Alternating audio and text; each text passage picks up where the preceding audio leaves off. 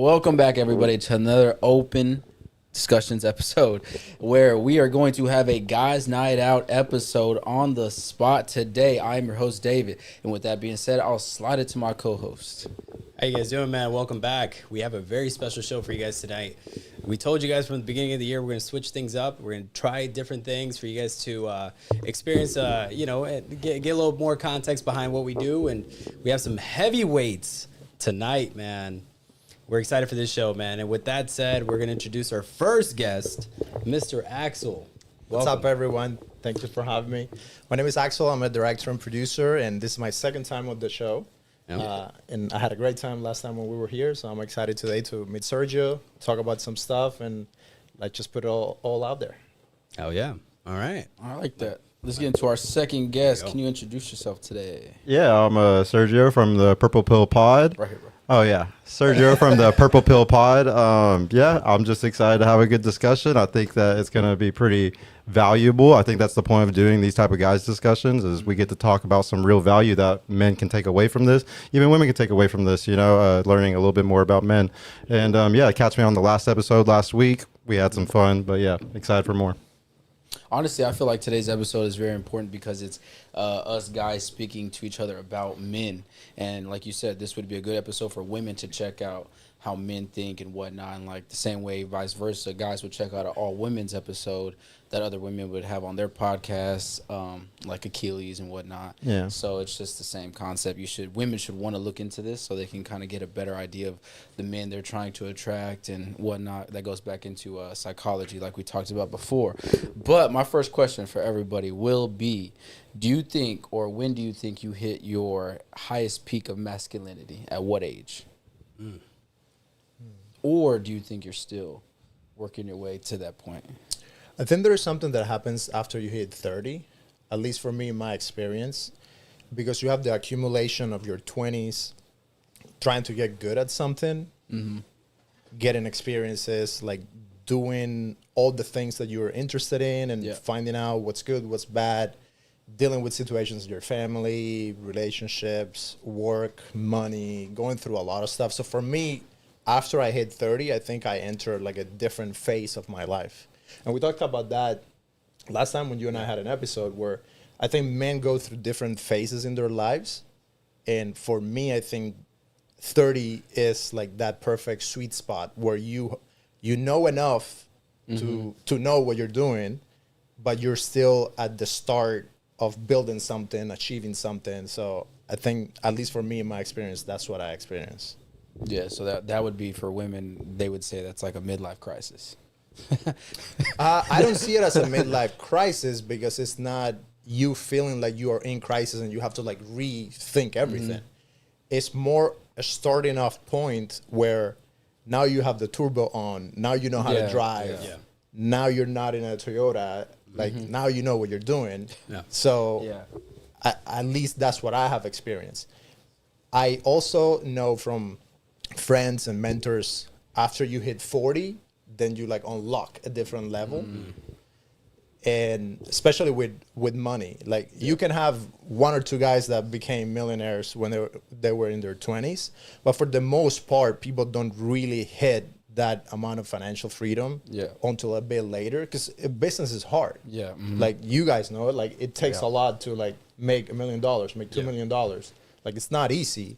So I don't see it as a crisis. Whoever's saying that in your 30s you should have a midlife crisis, like I don't see it that way. No, I'm saying for women, because at that point of 30, they're like, oh crap, they start rethinking life. They're like, oh man, like I gotta have kids. I don't have a family yet. What's gonna happen? The wall. I'm not with. Yeah, they hit the wall. I'm not with anybody. I'm single. I'm 30. What am I doing with my life? What's my career? For women, that would be like, oh, that's a midlife crisis. I agree with They're that. like, damn, what's gonna happen? Yeah. What about you, Eric? What do you think? Are you still working your way up to that peak? I mean, I feel like I haven't fully reached that because I'm continuing to learn, man. But I would say that to Axel's point, yes, it starts at 30, but I feel like the sweet spot's between 30 and 35. Anything in your 20s is really your time to learn and mess up as much as you can to learn those lessons, right? Going into your 30s, now you should know exactly what it is you want out of life and where your priorities and your goals are, right? So going into now, I'm 33 now. But man, really, like the last year and a half or so, man, I've learned so much, you know, and 30, 31, 32, like that was still kind of that learning phase. But 33 now is like, we're locked in, you know, we're exactly. So I would say 30, 35 for sure. Yeah. All right, what about you, Serge? When it comes to peak masculinity, I think it's something that's going to continue to grow. Everybody should be evolving as much as they can. You probably, I agree that 30 is a huge point for sure. One of the biggest reasons why I think that guys really change up is because you finally have access to things that you didn't have access to before. Like women truly respect you different once you got a beard, once you once you have confidence, because the last 10 years you were actually sitting there accomplishing things and getting better stuff. You're building up this confidence and this skill set. Women actually start respecting you way more. You start moving around with a different level of respect for yourself. Yeah. So you don't deal with certain things that you did, you know, when you're in your 20s. 30 is a huge change. I completely agree with that. But I think that you should always evolve. I think even people that are in their older or their high 30s, they're still gonna. They would say the same thing as me. Like, hey, they're still learning every day. You know, the average millionaire isn't until I think 58 or something like that. Yeah. So it's just you're always going to continue to grow. If you're not always evolving, you're not a man to me. Like, you got to be able to put the old things aside, constantly check yourself, humble yourself, be like, okay, I'm wrong about this. How can I change up and do this? I don't see anything wrong with somebody evolving, you know, all the way until into their 50s, especially with masculinity, which is something that is such a nuanced thing. It's so open to discussion. There's so many other opinions on it and stuff. Yeah, I don't think we'll ever stop gaining in masculinity or trying to get better at that over time. Oh, I like that. That's a good answer. You got one, Ariel? I do. So let's go into the next one, right? How has masculinity changed in the dating space over time? How has that changed? Has it been influenced by, you know, going from a traditional standpoint now to modern day? How has that influenced certain things that we've gone through, especially nowadays? Yeah. Well, I think for me, working in media and seeing the wave of, you have traditional media, you have new media, and we have always talked about how media shapes what we think about relationships and all that. Then you get into social media, and now it's like the culmination of all of those social networks and the amount of content that you can see out there. Like, the average person is spending about 4 hours a day watching short form content. And only the most like fiery, salacious content is going to go to the top. So when you have that much content, but you're only seeing the super viral clip that is like pushing to the limit, and that's what you see all the time, it's going to create like a different perspective of what real life is. And that's the shift that I have seen working in media and working in podcasts in the last 3 years. There is an acceleration of people thinking that life is something that is not really what life is. Because they're only seeing the super hot model on vacation. They only see the people who have like all the followers, and they're going on trips, and they're flying on private jets, and they have surgeries, and they look a certain way. And people start to believe, both men and women, that that's average, that that's normal, because that's the only thing that you're watching. You're not seeing the average guy that is making $25,000 a year that goes to work and comes home and like that's his life. You don't see that.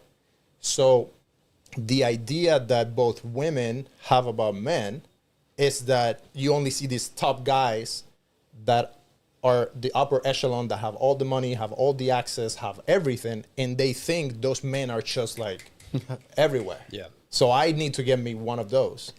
And the same happens for guys. There's so many models on Instagram. Their livelihood depends on engineering the picture so they look as hot as possible. And your algorithm is going to show you that girl, and you're going to spend 6 months looking at pictures of beautiful, gorgeous women that are in the top 1% of the human females in the whole planet, and you think that's normal. And then you go out to Target, and you're going to see like regular women, and you're going to be like, I don't want none of that. Yeah, you're like, I don't want none of that. Yeah. You're like, I don't want And those girls are thinking the same way, but just in reverse. I think that is something pivotal that has changed in the last 3 to 5 years, that we are now starting to realize the impact that that is having in people and in relationships. And we still haven't even seen what that's going to do to like the younger generation that is coming, because it's affecting us. So if we know a little bit of before and the now, and we get affected, just imagine what my kid that is 10, like in the next 10 years, what his ideal of beauty, of relationships is going to be. Very interesting to see how that plays out. Yeah, very good point. Hell yeah, I like that. I like that. What do you think, man? No, so I would say masculinity is something that is perceived different depending on who's looking at it. So like right now we hear about toxic masculinity a lot. The women that are pushing something like that, that's kind of clouding over what masculinity is. Because toxic masculinity, you know, they'll say it's beating or doing all these horrible things, like men doing all this horrible stuff. And that's kind of overshadowing what real masculinity is, which is being a protector, a provider, taking care of those that you love. They're really trying to overshadow the truth of masculinity with the media, with just negativity, because they don't want masculine men. If we have masculine men, that's how the world gets a better place. They don't want that. The more division, the more problems, the more they can spend money to solve. There's more money to be made off of problems. So because of that, we're going to have a huge problem with that kind of masculinity. Then I agree, you know, social media is changing the game on what even men see as masculinity. Even if we're not talking about toxic masculinity, there's so much different opinions out there on what makes a man, when I think it's really simple. Like the dating coaches are ruining everything because they're teaching two things. I say they're teaching sales skills, which is just text game, and they're also teaching marketing skills, which is just how to set up their Instagram and pictures and stuff so girls see them as more valuable. Like there's tons of Michael Sartain, there's so many people that teach programs that are just showing guys how to curate their Instagrams, and it's all fake. It's all a house of cards. Whether you're using sales skills or marketing skills to get more women, it's just not real. It's fake. It's not really, the man isn't built under it. They're just copy and pasting what other men have done, and women will get finessed all day by it because they don't have the skills to discern it. This is why men their fathers picked their husbands for, you know, thousands of years, was because they didn't have the ability to tell if their their clit tingling was, you know, a good thing or bad thing. So like women are getting finessed really bad. Guys are thinking that's what true masculinity is, and it's just all fake. It always goes back to skills and status, gaining real status from actually being highly skilled at something, being respected by men and women around you because of your skill set, because your ability to be altruistic and give to others and be able to overflow with value to those around you. That is true masculinity to me, but it is definitely overshadowed by all the dating gurus trying to help guys just get laid, something that most of us did in high school. They're struggling so hard with it that they're teaching them whatever they can so these guys can have an instant, within 30 days, I'm a fucking man feeling, and it's not going to make them actually feel like a man. The house of cards will fall. They're not going to keep relationships. It's just going to cause more downfall for all of us, honestly, in the end. So yeah, masculinity has a lot to break through right now, whether it's toxic masculinity on the women's side or it's guys getting fooled by all these dating coaches and shit.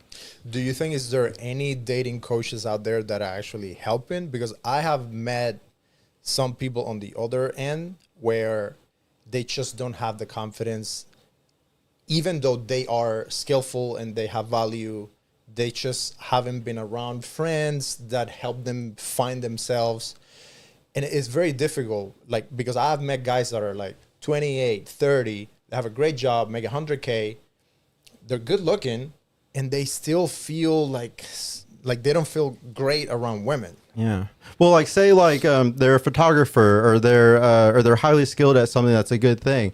They can have like say it's like a video game like RuneScape. They can have a level 88, you know, in that skill, and they have lots of confidence from that skill. But if your social skill is, you know, a 12, you're gonna have a hard time, you know, like they can't play video games every day and not have a social life. Now, if they're out there, they're socializing, they're living it up. A lot of us were forced to do this for most of our life, but the guys 25 and under, oh yeah, most of them lived online their whole life. Yeah. The iPad generation, you know, they're not gonna be able to do this. So I would say they just have to get their social skills up. And as far as which influencer is doing it right, I honestly don't think any of them are doing it right. The closest one is my own personal mentor that I respect a lot is Michael Sartain, but it's mostly because he teaches pre-selection. It's mostly because he teaches how to have social circles of women. He's one of the, I would say me and him are like one of the few dating coaches or people that are helping men that are saying be friends with women, you know, and stop pedestalizing pussy, like start treating women like they're just a normal human being, and like having social circles of those women, and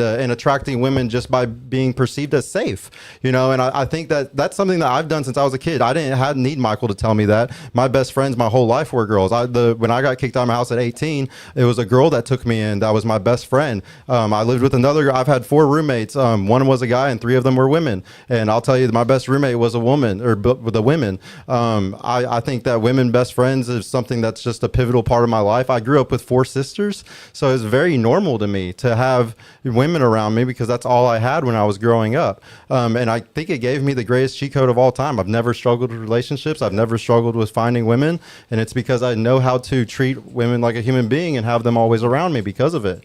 So I think Michael is one of the top dogs because of that, because of his ability to really drive. And he uses a lot of evolutionary psychology. He uses a lot of good scientific proof to prove why it's best to do that. And that's just something that a lot of these dating coaches aren't doing today, or any of these people that are trying to help guys. Yeah, I agree with you. I really like everything that Michael is saying all the time.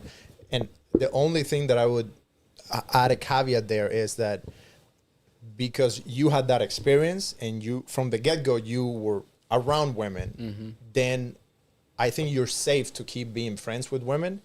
The tricky part comes when a guy who has never had that in his life and he has already put women on a pedestal, then you tell him to befriend women and he's doing it from a position of like weakness rather than a position of strength.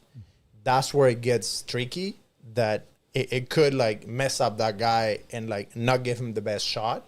But I agree with you that, I mean, like once you are okay around women, then it becomes so much easier, everything else, because then it doesn't face you at all. Yeah, it doesn't affect your emotions. And I agree. I actually tell guys sometimes, like I'll talk to guys that are 25 or in their 30s, and it's like, I mean, you're kind of screwed because you should have been working on this when you were 18, 19, 20. You should have been learning how to be friends with women back then, because once you get to too late of a point, you're right. They're not going to stop being who they are. Yeah. It's a habit that was built over a decade or more, and it's going to be very hard for them to break out of that. Now, Michael, I think, is pretty good at breaking some guys out of it, but I think it's very hard. And Michael, like, I love him to death. He's the greatest mentor I've ever had. He's helped me through so much in my life. But the thing is, he does teach the Instagram game, like I'm talking about. When you buy his program, what you're mostly buying is how to set up your Instagram correctly. So just like I was saying, most of these coaches are selling marketing and sales skills. I can't take away that there's any coach that isn't doing that. You know, they're all doing. I'm the only person I know who says that you just need to focus on your skills. You're not going to get girls within 30 days, and it's going to take you a while to get really good at something and gain real status because of respect for you being skilled at something. You just won't be able to sell that to people. Like, absolutely not. It's gonna to sell that. You need to give somebody a 25, 30-day solution. Exactly. But the thing is, like, I teach people, I give people the systems, the back end systems, so they look like a professional photographer, videographer, or a professional promoter, or a professional DJ, or a professional fitness coach or boxing coach. I give them just like the website and everything, like the back end stuff that just whenever people, I would say I am teaching Instagram game in a way, because I'm making their Instagram look better by telling them what type of content to create, by giving them the website and everything that makes them look professional, helping them get more clients so they can make more money, so they can have more, access to altruism and being able to give to others. It all ties together. But is there a 30-day solution in what I teach? Probably not, because it's going to take real competency, and competency comes from your accomplishments. Confidence comes from the competency. So if they're not accomplishing stuff, they're not going to be competent, and then they're not going to have the real confidence. And they can fake the confidence like all these other guys are doing, but you won't get relationships. Yeah. The funny thing is that some people would think that what you're doing is toxic masculinity, because you're teaching all these guys to like lie to women. And it's like, that's insane.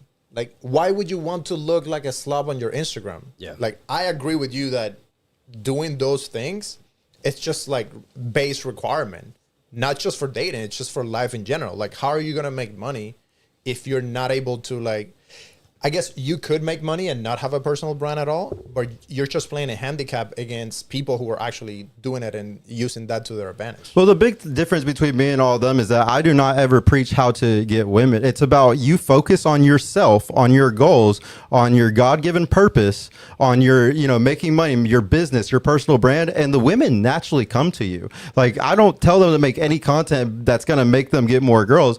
It's just you do this type of content to grow your business. And by growing your business, you will gain more status and more respect from men and women. Is it better to do content with women no matter what things you're doing? Of course, you're going to get more reel views, whatever. Like, say a DJ is making reels of his DJing and he has women around him, friends that are his friends. Obviously, his page is going to grow more. He's going to get more business. So I tell them a logical step, you know, to do that, but it's not to get more women. It's because you're going to gain more status and you're going to gain more respect from men and women at the same time. The problem is they focus on women. And you should never be focusing on women. If you focus on yourself, everything comes back to you. The second you start focusing on women, it's like your mind starts kind of just wondering and not doing what you're supposed to do. Mm-hmm. And that's the thing, right? What you mentioned earlier was the world's so polluted in the sense of what we see and what we consume every day. Mm-hmm. A lot of guys are not in tune or programmed that way to not look, your algorithm. If you're on fucking Instagram, your algorithm is certain ways because you're used to seeing that, right? And to clear that shit is just not interested. Just, you know what I'm saying? Start liking different things. There's puppy dogs. Not only that, and you know what I'm saying? Go onto the search bar. There's a Meta AI. Start typing shit so you can start liking new things and your new algorithm comes out. So if you want to learn a new skill set, you want to learn something, your algorithm completely changes. But guys are so fucking like what you said, all about women, right? And now. You mentioned earlier anyone that's 25, right? And, you know, growing older now, like it's harder for them, especially the guys coming out of high school, going into college. These girls that are 19, 20 are already getting flown out everywhere. So it's like, you're competing with, you know what I'm saying? Like that's where the world is. And so people will view social media and will view Instagram and Facebook and all this. And it's like, how do I compete with this? Yeah. So they're already putting themselves up in, you know what I'm saying? And that's where the problem is that you're not supposed to focus on the women. You're supposed to focus on building your status. But that's the problem. That's where the world is. It's polluted to where we're made to believe that, you know, we have to fake it to make it or whatever, right? And, you know, I actually read something the other day. I don't know how you guys feel about this, but I guess a lot of people in LA right now, what they're doing is they get 4 guys and they buy a Urus, a Lamborghini, and they take turns every week to drive the car and it builds some kind of, maybe there's that perception, right? Who knows? I mean, whether if it's you're going to get new clients, whether you're going to try to impress whoever the fuck you're trying to impress. But how you guys feel about that, man? Like having a, you know, bring out that perception that you are well put when you get that 1 week with the Urus. Yeah. I mean, you're laughing, but it's not weird to me. Like, no, I get it. I know. I'm not saying it's weird. It makes a lot of sense. You're not lying. So if somebody says, "Do you own it?" You can say, "Yeah, exactly." You're not lying. 3 other people own it with me. That same idea. You're not lying. That same idea with your Instagram. It has to be polished to an extent. Yeah. It can't look like trash because, man, you're trying to build something, whether if it's a business or you're trying to attract certain like clientele, then you need to have it polished. To me, as long as you don't blatantly lie, then it's all fair game. Exactly. The moment you start doing like AI, like all like your body, and both women and men, they do that, bro. The moment you start doing that. Well, now we're getting into like deception. Yeah, like photoshopping your pictures and stuff. Make it look good. Like I'm gonna like take the pimples out and like I'm gonna make you look good, but I'm not gonna like give you like a surgery in your freaking face or your body. Because like women do, I think women tend to do that more than guys. But now I'm seeing guys doing it too. Agreed. I see it all the time. But it's the insecurity. It's insecurity. For me, the moment I see that you're trying so hard to impress people that you have to put an AI like tweaked picture, I lose all respect for you. Like I'd rather see you in your good element with good lighting and like do some push-ups and like do some enhancement, but don't go blatantly lie. Or what people would also do is they would go on a shoot, like they have these things in LA where you can bring, usually photographers do it so they can get a lot more content. So let's say a photographer is trying to launch their Instagram. They're going to go and get a house, like a nice location, book the house, and they find 5 Instagram models. And then they bring them over and they come with a suitcase and they have like 5 different outfits. And they do a whole day of shooting. Yeah. And it's efficient because you're doing the content, and it's like good business practice. The problem is that then those girls are going to take those pictures and they're going to schedule them in a way that is going to make you think that she's traveling and she's doing this and that when she's not doing it. They do it all the time. Yeah. They do it all the time. We hang out with girls all the time. They'll record the whole thing. You look at their Instagram at the end of the night, there was none of it was there. 3 days later or a week later, you go look at their Instagram, you're like, yo, we just did that last week. And she posted the whole content there. So you're just like, it's like you're saying their women are always trying to keep the men guessing so that they can keep their roster fluctuating how they want it to keep going, because that's what women are doing nowadays. And it's, I guess it's in a sense, you can't really knock the game because the men are doing the same thing. I think it's fair game until you start deceiving people and making them think something that is completely... like you taking a picture next to a Lambo that is not your Lambo. Which there's a lot of guys nowadays that'll do that. I want to say people, but I know 2 or 3 guys personally that will literally they'll see a nice car and they'll be like, "Yo, I'm gonna go take a picture of it," and then they post it on their Instagram and they're like, making moves. And I'm just like, bro, you literally are not making moves. You got that car for the photo shoot. You were like, he just you got the car for the photo shoot to do this and we do got that. motion. And then coming back saying moves are being made, and it's just like, okay, now everybody's like, oh yeah, he's got his shit going, but really it's not. It's the perception behind it, and you're just an average Joe trying to inflate your statistics. Honestly, this is what I was talking about. It's the house of cards thing. And the house of cards always falls. Like, they'll never get relationships. They'll never get anything solid in their life. Authenticity is always the best seller. Whether it's business, it's with women. If you're authentic, you can run this world. You can get to a point where people respect you so much for your authenticity alone. So guys who do that, they just don't understand the power of authenticity. And like, also, like, I like something that Ishmael said. I very much agree with this. Like, I don't believe in leading with like your money or your status. The thing is, whenever I talk to girls, I won't even give them my Instagram. If they ask for any of my stuff, I literally say, no, that's for business.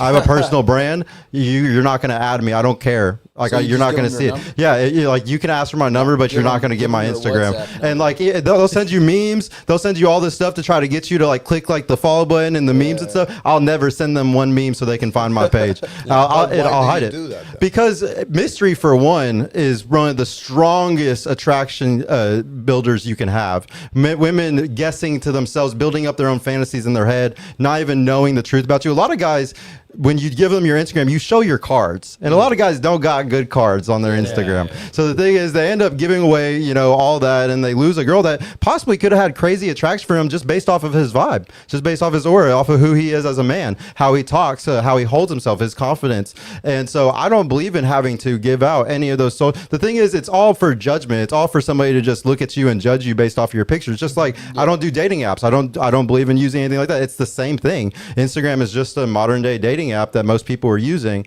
and it's the same for dating apps. I don't believe in building a bio and finding somebody that way. I'm only going to find people through social circles. I'm only going to find people through respect from my circle around me, and then women being like, oh, I respect him, because women pick off a pre-selection.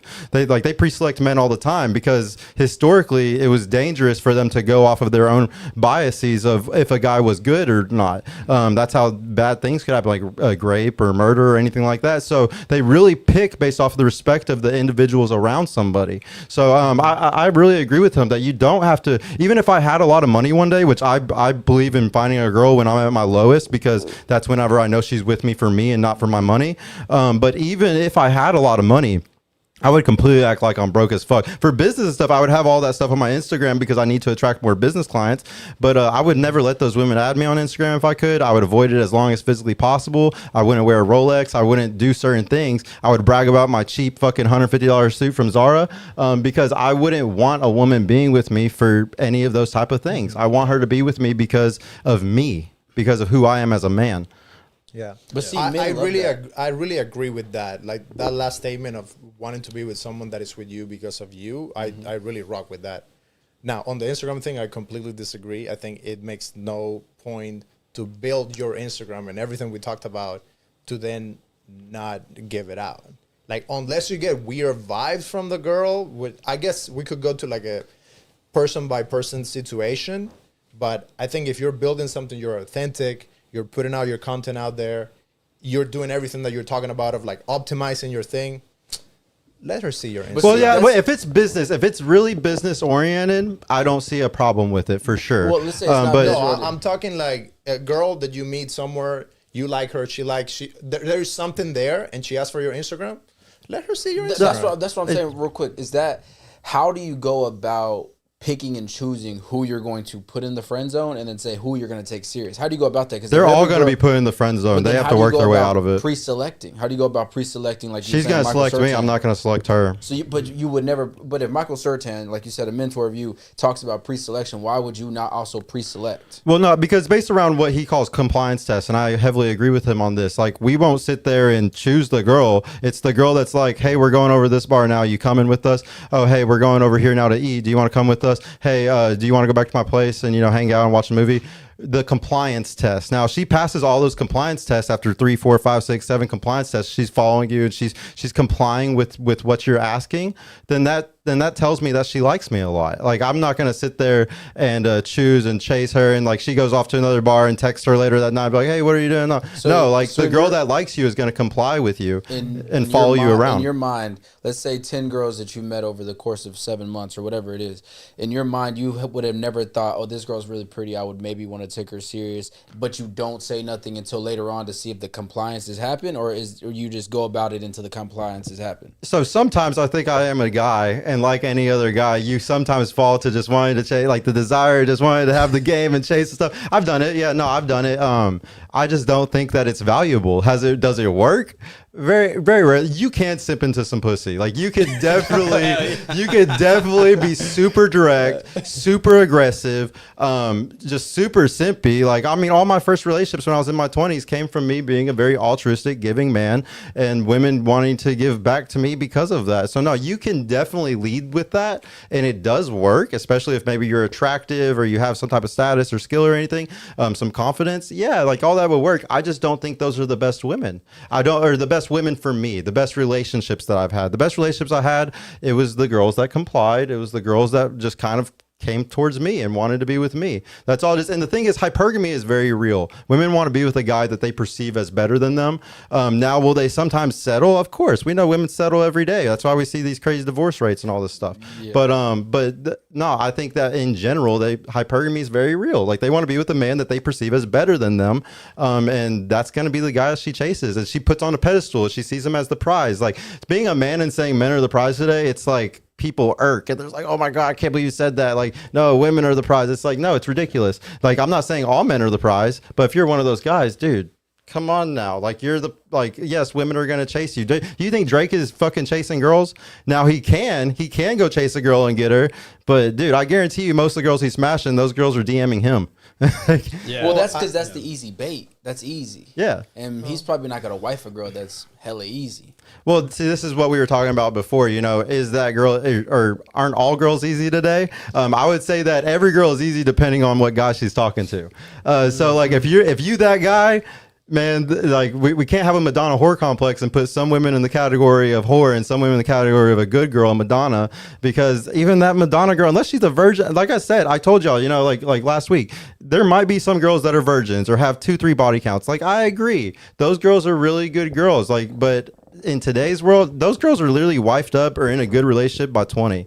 Yeah, like, you're not going to have an opportunity. I promise you. That's why I talk about finding younger women, because you can find a girl fresh out of her first relationship. Maybe the guy she lost her virginity to. Maybe you're like the second, third guy that she's smashing after that relationship. Yeah, you could do that. But dude, you're only going to get that if she's young. You're not going to get that out of a 28-year-old that's been on dating apps for fucking 6 years. You could get at a 28-year-old that was in a relationship for 10 years. That's possible. I give it to you. That is definitely possible. Harder. That does happen. I agree. That does happen. Those are a lot harder to find. Usually, like you're saying too, is you can find those girls, but they are going to have the baggage where they only got a couple bodies and they are the good girl, but they're going to have one kid. Well, it's just the exception. It's just the exception. It is. It's like, are we looking for a girl that's 5% of the population, or are we, as men, we kind of have to be realistic and be like, look, this is the dating marketplace. How do I, live in this dating in reality? Like, don't get me wrong, the crazy shit, like finding a needle haystack can happen, but let's be realistic for now. Like, we all want to have families, we all want to have kids.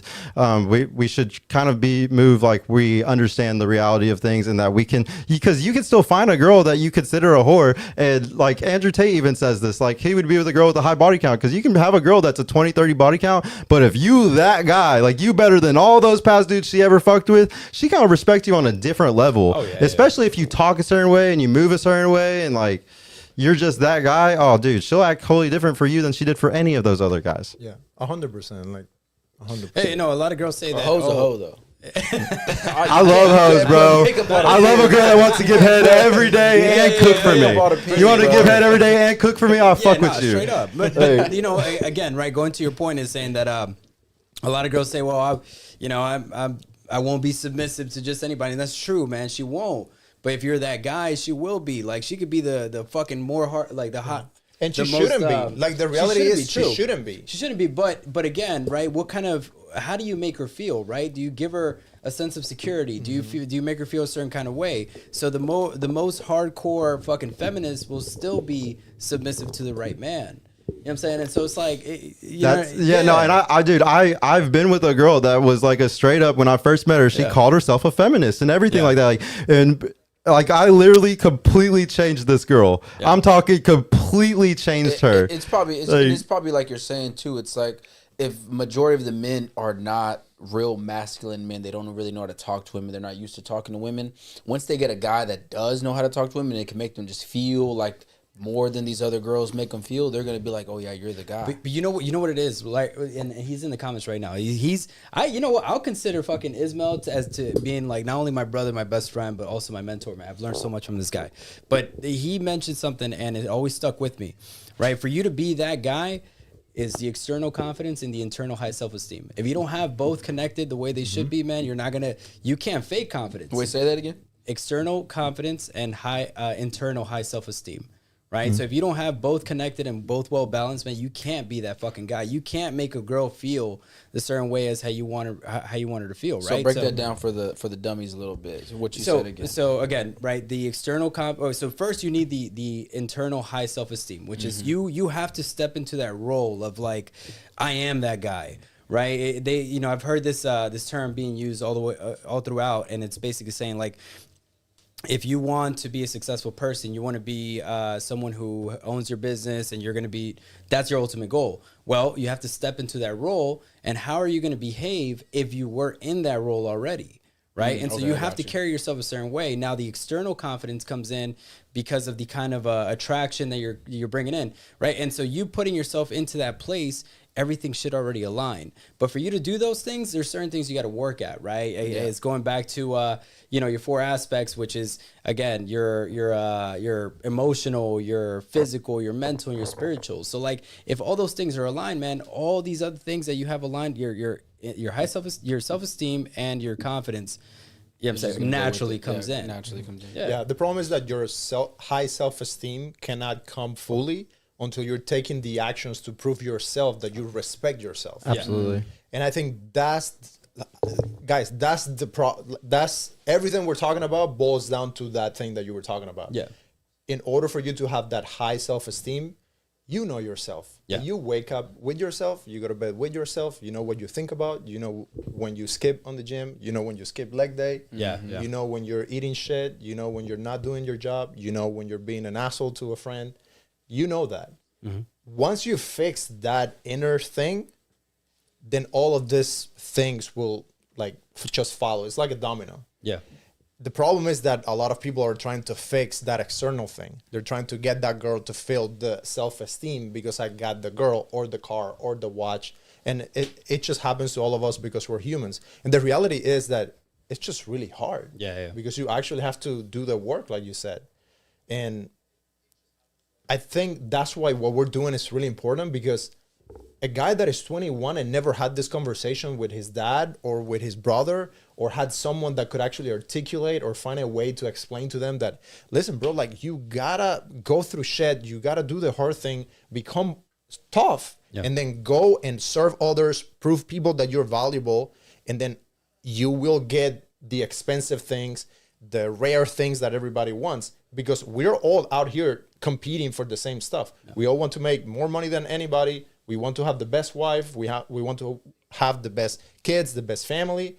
And it's a competition. And I think guys need to stop putting the blame on other people, on women that hurt them, on family that didn't taught them, on social media, on Instagram. You need to take the responsibility yourself and say, whatever it is that I want, I can have, but I need to earn it first. Yeah. Yeah, a good example of that would be like you said, let's say you get into a debt, $50,000, and you get out of it, boom. Then you get in debt again, $50,000, and you get out of it.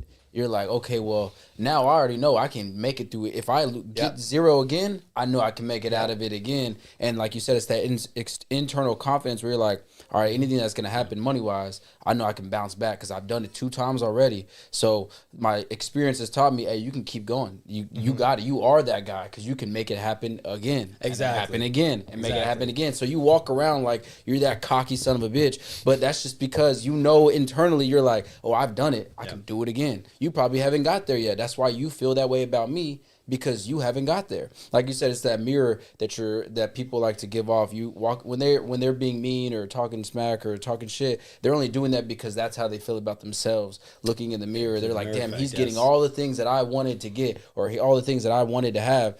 He's got it all. And now you're just talking shit to him because you wish you could have all the things he had and he worked for. You just didn't want to put the work in yet. Yep. And guys do this all the time. It's like you're saying too. I have a nephew. He's about to graduate high school in another year or so. This dude doesn't talk. Hardly ever talks. I'll see him. He'll just be like, hey, what's up? He's always to himself. Likes to play games. Scrolls all day. Real smart guy. And I just don't, like you're saying, I just don't want him to end up one of those people where he can make so much money. He's making $250,000 a year, but can't talk to girls, doesn't know how to talk to a girl, doesn't even know how to approach a girl, doesn't have an Instagram, doesn't really talk. So now it's like he needs to work on his body first, learn how to talk to girls, because you already got the money. Now you got to start looking good, like face-wise, take care of your face. If you got glasses, maybe get contacts. Like you said, grow out the beard, get rid of the pimples, get a haircut every week. It's like all the minuscule things start adding up because now you already got the money. Now you just got to put the rest of the whole chapter, the whole book together. Yeah. But like you're saying, a lot of guys don't have the whereabouts of, I need to do this. Nobody around their circle, their mom, dad, cousin, brother, sister, uncle is not saying, hey, you need to start doing this. You're going to have to, take care of a family later on. You're not even they're not even thinking about those possibilities. He's not even thinking about that kind of stuff. And this kid is really smart. He's in one of those, magnet high schools where, you're going there for a specific thing where you're trying to get to the next level. Yeah. And it's like, he could end up making a lot of money. He just doesn't have all the other tangible things, but he needs to add it. And I know there's nobody else in his life other than me and his uncle that are probably going to come in and be like, yo, you need to start fixing all this stuff. Like he's probably, I think, 16, 17 right now. So he's got a little bit of time, and he's already had a girlfriend before, but it's not like...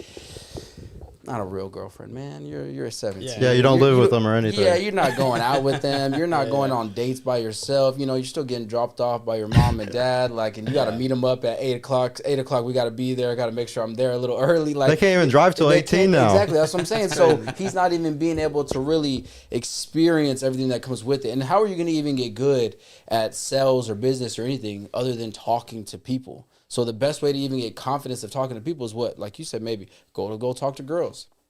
You don't even have to get their numbers, but you could just go talk to them. Like you said a little bit, maybe have the friends.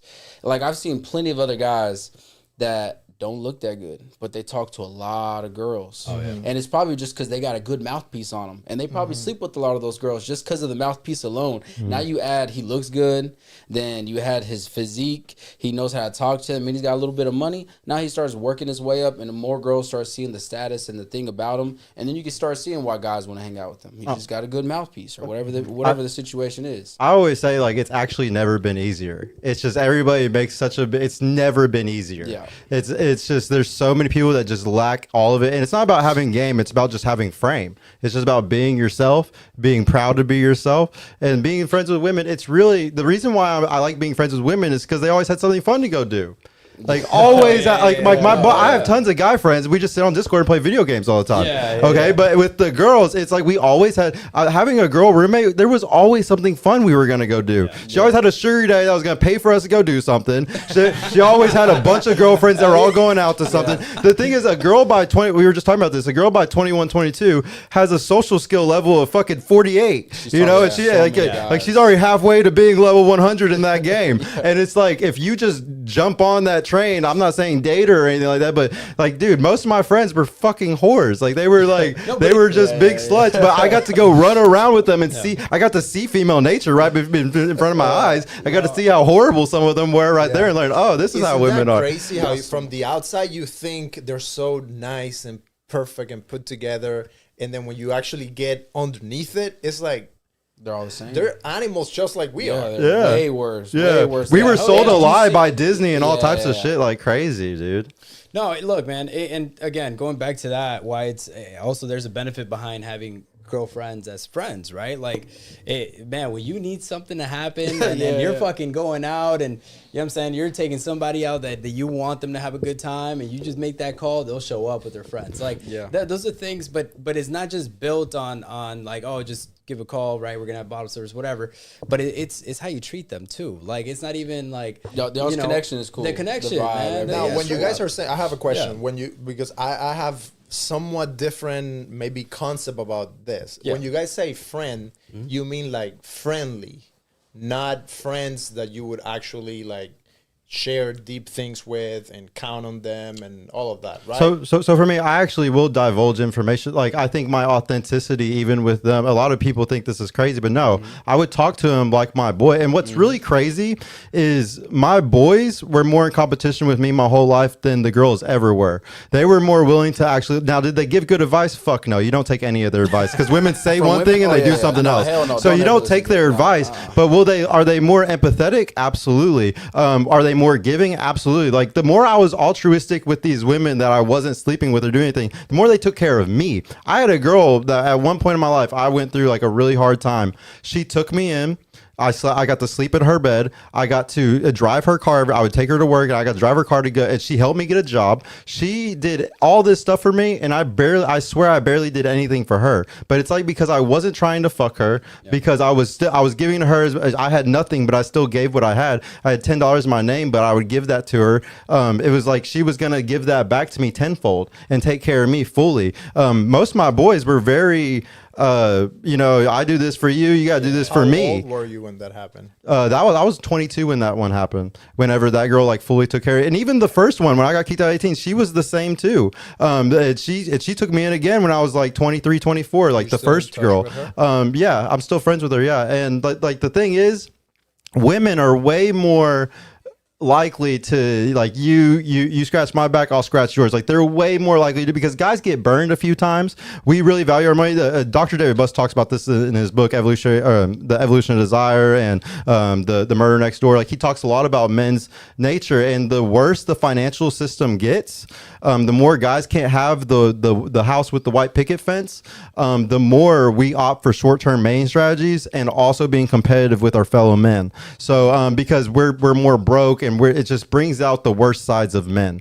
And the thing is, so yeah, as we all get more broke, as the financial system gets worse, the dollar gets devalued more, we're going to have more men competing with each other, not trusting each other. They're going to be opting for short-term mating strategies, which means just fucking girls and running, not trying to be in relationships, not trying to do anything serious or long-term. And it all goes back to that dollar being devalued. I think a lot of the problems we see today is based around the dollar being devalued, which is making men act a certain way, which then fucks over the women too, because we do certain things to women that we shouldn't be doing. I think that's more of like a survival thing, is it not? Well, you're trying to survive. Like, you're like, let me conserve more money since money's down. Well, no. It comes from a hurt mindset. Like, I should be able to help my fellow brother and my fellow man, and even if he's not able to pay me back, don't get me wrong, have discernment. You get screwed over a couple of times. This guy keeps going and buying heroin with the money you're giving him. Obviously, stop being friends with that guy. And you lead or try to show him by example. Like, oh, well, I'm changing my life by doing this. I'm doing this. Like, come with me, brother. Like, let's go to church. Let's do this. You could try to help him by example, but you just stop giving to them like that. I don't think it's the economy. I think it's our society has made us be so separate that we don't have brotherhood. Yeah. Because when you think about it, back in the day, in times of war, that's when we would all say, fuck this, we're gonna go fuck them up. Yeah. And like we're gonna die for each other. So I agree with you that the harsh economic situation is gonna make everything flare up. Yeah. But I think the root cause is that we have lost brotherhood. Yeah, it's atomization, which is the separation of all. That's why people are more on their phones. Families don't visit each other anymore. No more family reunions. It's atomization. We're all being atomized, completely separated from each other. I agree. I would say two things can be true at once. It's the financial system plus the atomization equals the worst fucking thing possible for men right now, for sure. Yeah, in that context, that would be social media's ruin and all the family interactions and whatnot. Absolutely. What's I that don't perception? know. No, I I mean, don't know. I It feel like- depends if you use it the right way or I not. feel like Yeah. you have to change that. Though, Well, so it was- But it's what Yeah. Sergio is saying, because, for example, like my family is in Cuba. If it wasn't for WhatsApp and Facebook and You all wouldn't be able that, to like talk. I wouldn't be close to them. Yeah. My kids live far away from me. I FaceTime them. They send me videos that, like, thank God for social media. I wouldn't have a relationship with my kids if I didn't have that. Yeah. So but I agree with you. It's a double-edged sword. it's double-edged, The same as yeah. It goes everything. both ways, Like liquor, money, women, yeah. like everything can be amazing or it could be fucking terrible. Absolutely. Yeah, well, I mean, nothing's more exciting and exhilarating than cocaine and hookers, right? Yeah, yeah. But you need money for all that too. Anyway, look, this do leads need me to money my for- next you do question. need money for- Hold on, hey, hold on, money man. for all that. I'm just saying, man. I'm saying, you need money for it. Okay, Is so this an ad This for was definitely a Nike? men's night out, isn't it? All Yeah. right. So let's go into the next one, man. So let me ask you guys, kind of what we were just talking about, right? As to why guys are being a little bit more separated and they're being Selfish. more selfish in the sense that they're just gonna look for a quick fix and say, okay, I'm just gonna go fuck this girl, whatever, and moving on. Let me ask you this: why are modern men stepping away from dating and relationships? I'll go first. Why do you go ahead? Go for it. I would say guys like it's what Dr. Dave Buss talked. He's the leader of evolutionary psychology. He's wrote the most books on it. He had a landmark study in 1994 that everybody bases all their information off of now.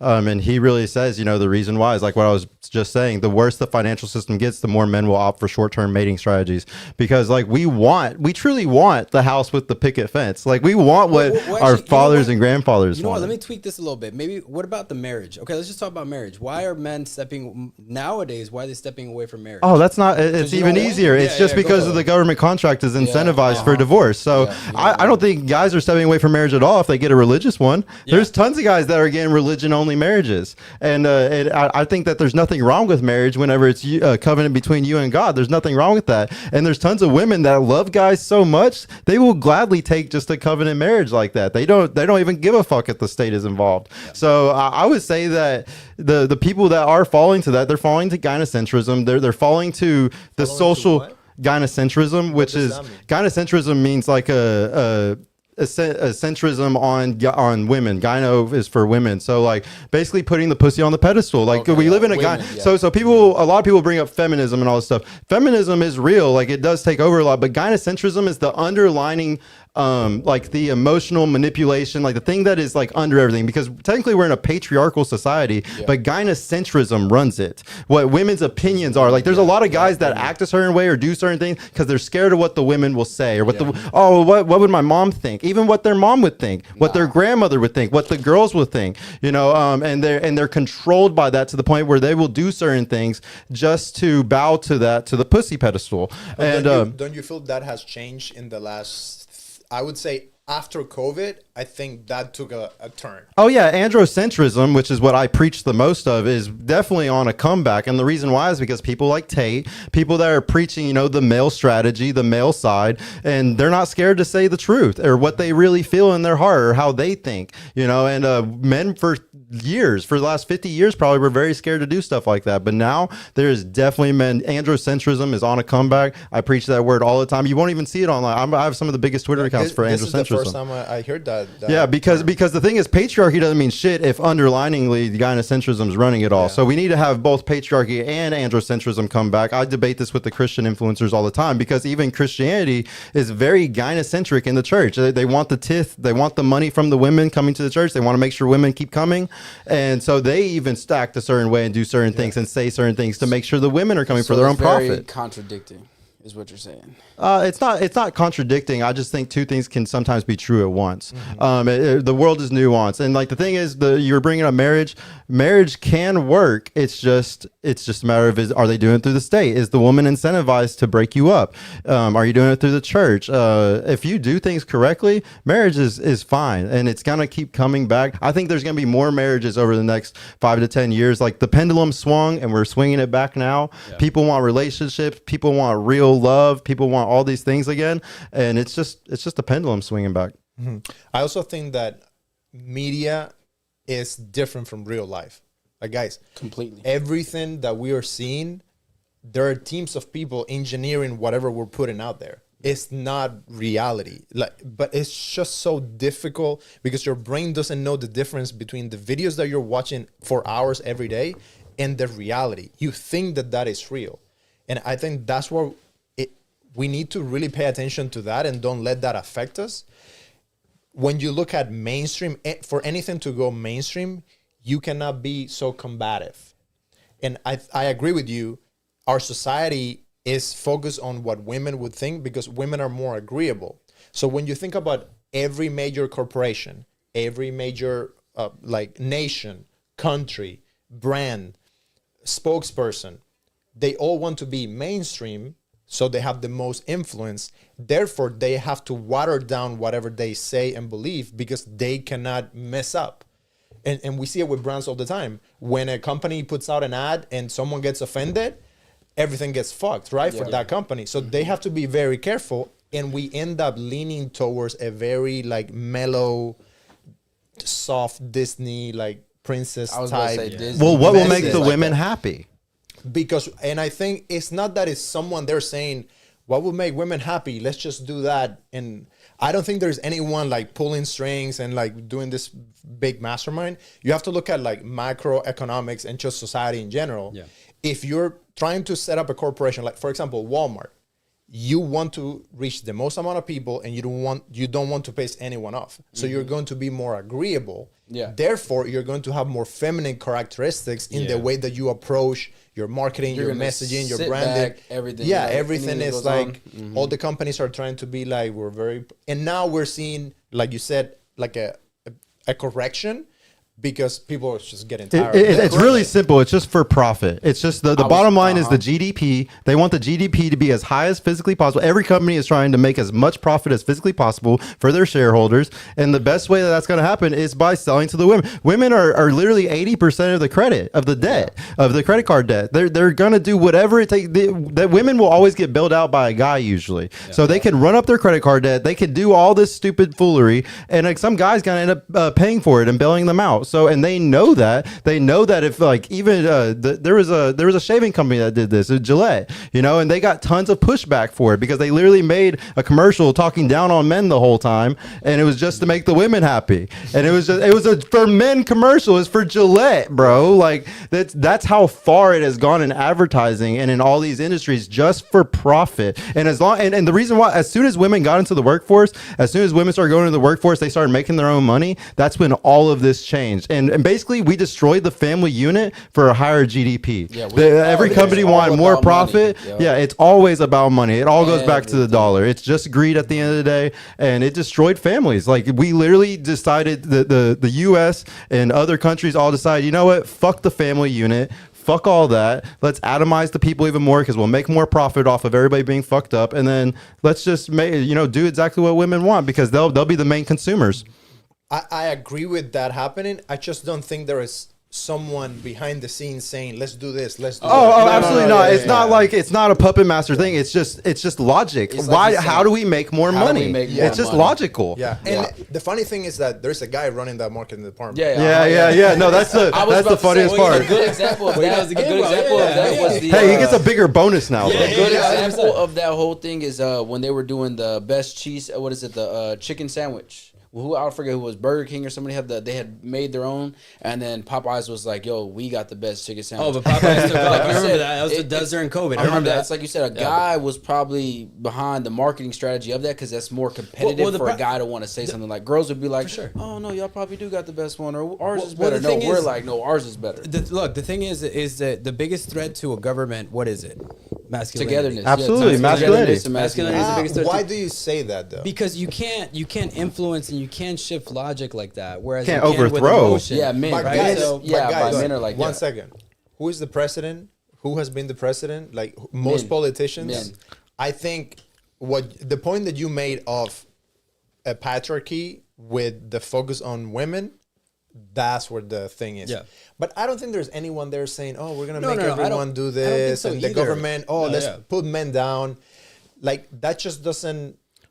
I don't think that happens. That's It the just reason- naturally happens for profit. That's all. yeah. And even the president will say certain things to make women happy because it's just better for the country's profit. It's better Or for the what they opposite. want. And That's why the women didn't like Trump. Yeah. Is because he spoke his mind on how he felt. and he also And fucked a hooker whenever he was whenever he But was that's what I'm saying. married and He having a went- kid. He went against what majority of women would have liked him for. If you, like they said, if you ask women why they don't like Trump, the reason they're going to give it to you is because he said something I did not like, not something they didn't agree with.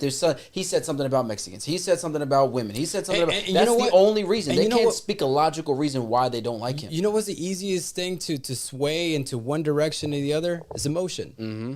And who's mostly Emotional buyer. You know this as in Women. sales. Yes. In Yes. sales, Yeah. the person who you get an emotional reaction out of, that's who you sell to. Yeah. You're going to sell every time to somebody when you sell them on emotion. Who's the easiest to do that to? Women. So it's just like they're just being logical. It's like, how do we make the GDP or how do we make more money for our company and our shareholders? Yes, this is what we do. It's very basic. And I wanted to also say, like really quick, based off the marriage thing, if a woman marries you and it's not, and say like she takes a fucking ring pop as the ring and she's like okay with no like eloping or anything like that, that woman, like the whole diamond industry is all based around guys being sold on the fact that they need to buy engagement rings about 80 years ago. So that entire industry was based around teaching gynocentrism, do this for the woman. A woman who really loves you, like I have a girl right now who would take me with nothing. She told me the other day, she was like, I'll take a ring pop, I would be with you, I just want to be your wife, like that's all I care about. And I truly believe that is the best person to be with, not somebody who's with you just for the money. That's the girl. In the wedding. That's the girl you have to go and buy a ring. I know, right? Exactly. But that's the irony of it is that girl you actually take care of 10 times more because of that answer. In my mind, that's screaming, "Save me, save me." Well, no, I'm just fucking- but the thing is, like, women marry a lot today for the wedding, for the ring, False. It's for all for whatever they're gonna get out of it. Yeah, You it's know, all women. It's all what are they gonna get? Oh, my dress is gonna look so pretty. The pictures are gonna look so. and good. it's the competition wedding's with all the about other girls me. too. Like they have a bunch of other girls that are friends, and they're like, it's based on their social circle. If all the other girls are like, oh, I got this bigger, like you know how they are. They want to compare and be like, oh, my man's better because I got this out of him. And it's just honestly, it's glorified prostitution. It's like it's to a point. But it's not where- glorified But why- prostitution. why- It is glorified, but definitely. But it's not prostitution. Like you're going a bit too far. Well, but over like there. if a girl is with you for nothing, which is historically a lot of women were with men who had nothing except maybe status, like a high skill set.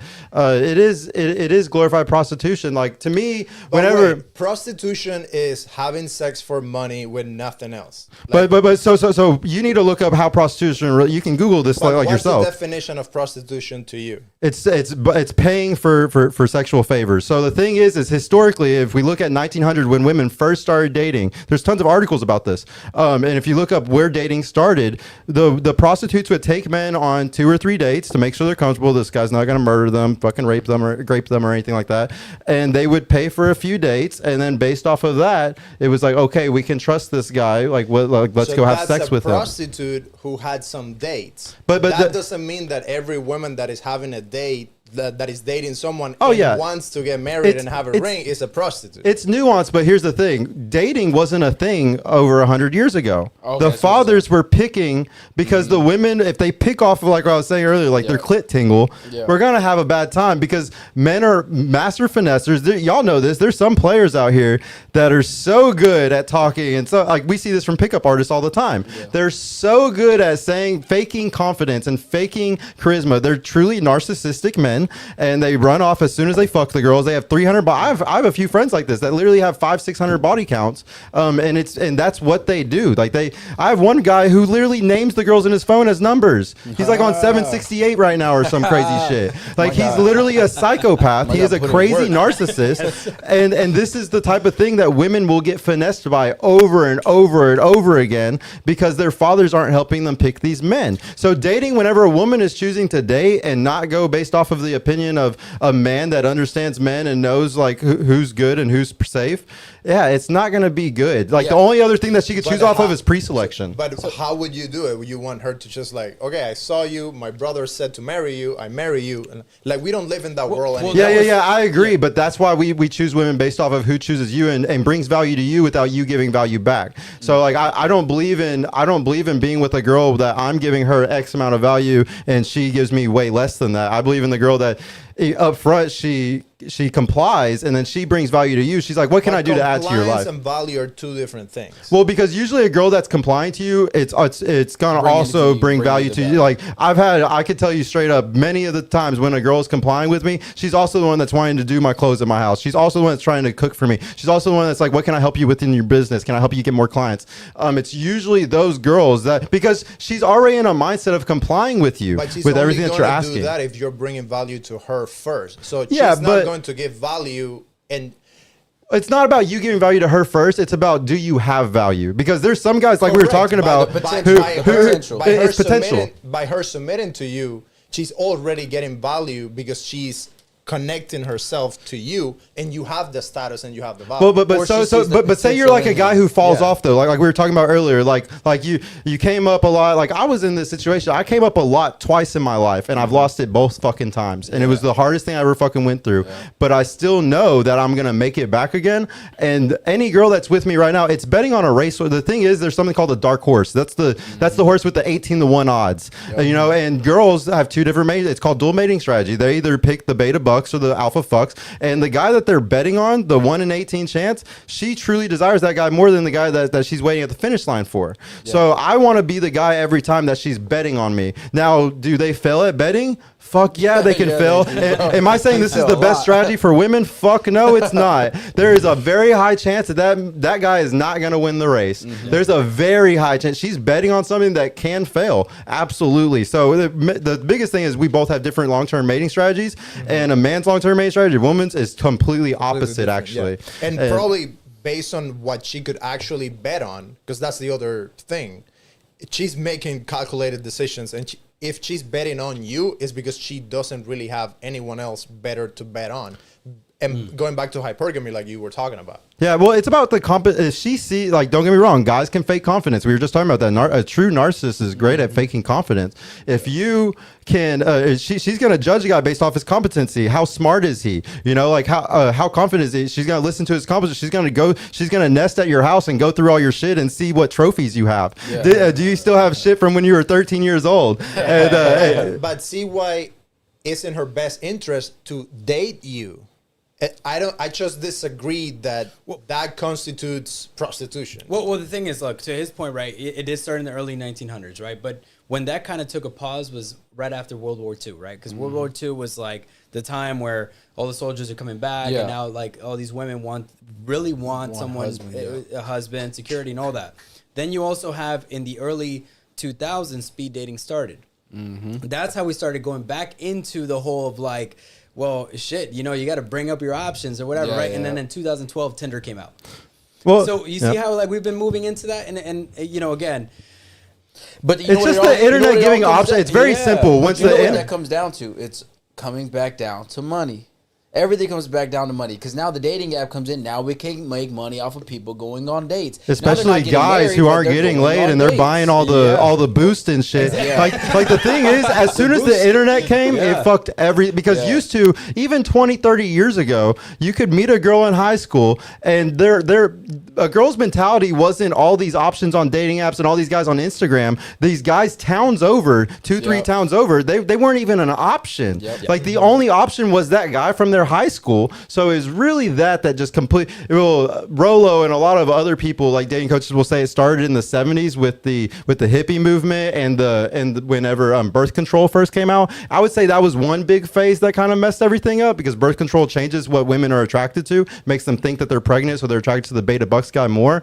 But no, like I would say that between that and then also whenever the internet came, completely changed the game, because it gave the options through the roof. And once their options were through the roof, it's like, oh, why would I settle for this guy? There's all these other guys. And to that point, right now, back before even these dating apps came out, how did women get validation?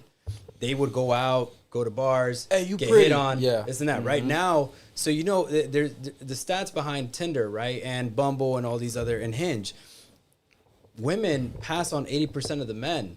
Right? And it's 4 to 1 sometimes. Sometimes it's 4 guys for every 1 girl on them. Exactly. So they'll actually swipe on 20% of the men, right? And the percentage there's 60% more men on these dating apps than there is women. And so their validation, swiping on these, or not swiping on these guys, those 80% that they don't swipe on, that's their validation. It's like, okay, I'm getting my fix. Yep. And it's like, okay, well, they have so many fucking options, but they pass on so many of them because that 20% is like, that's the guy I want. Well, the big problem is attention is sex to women. Evolutionary psychology proves this. Women truly get off to attention like how we get off to fucking. And so like whenever we see all these women getting all this attention, it's like pornography 24/7 in their eyes. It's just like as if a dude is just sitting there jerking it all day to porn.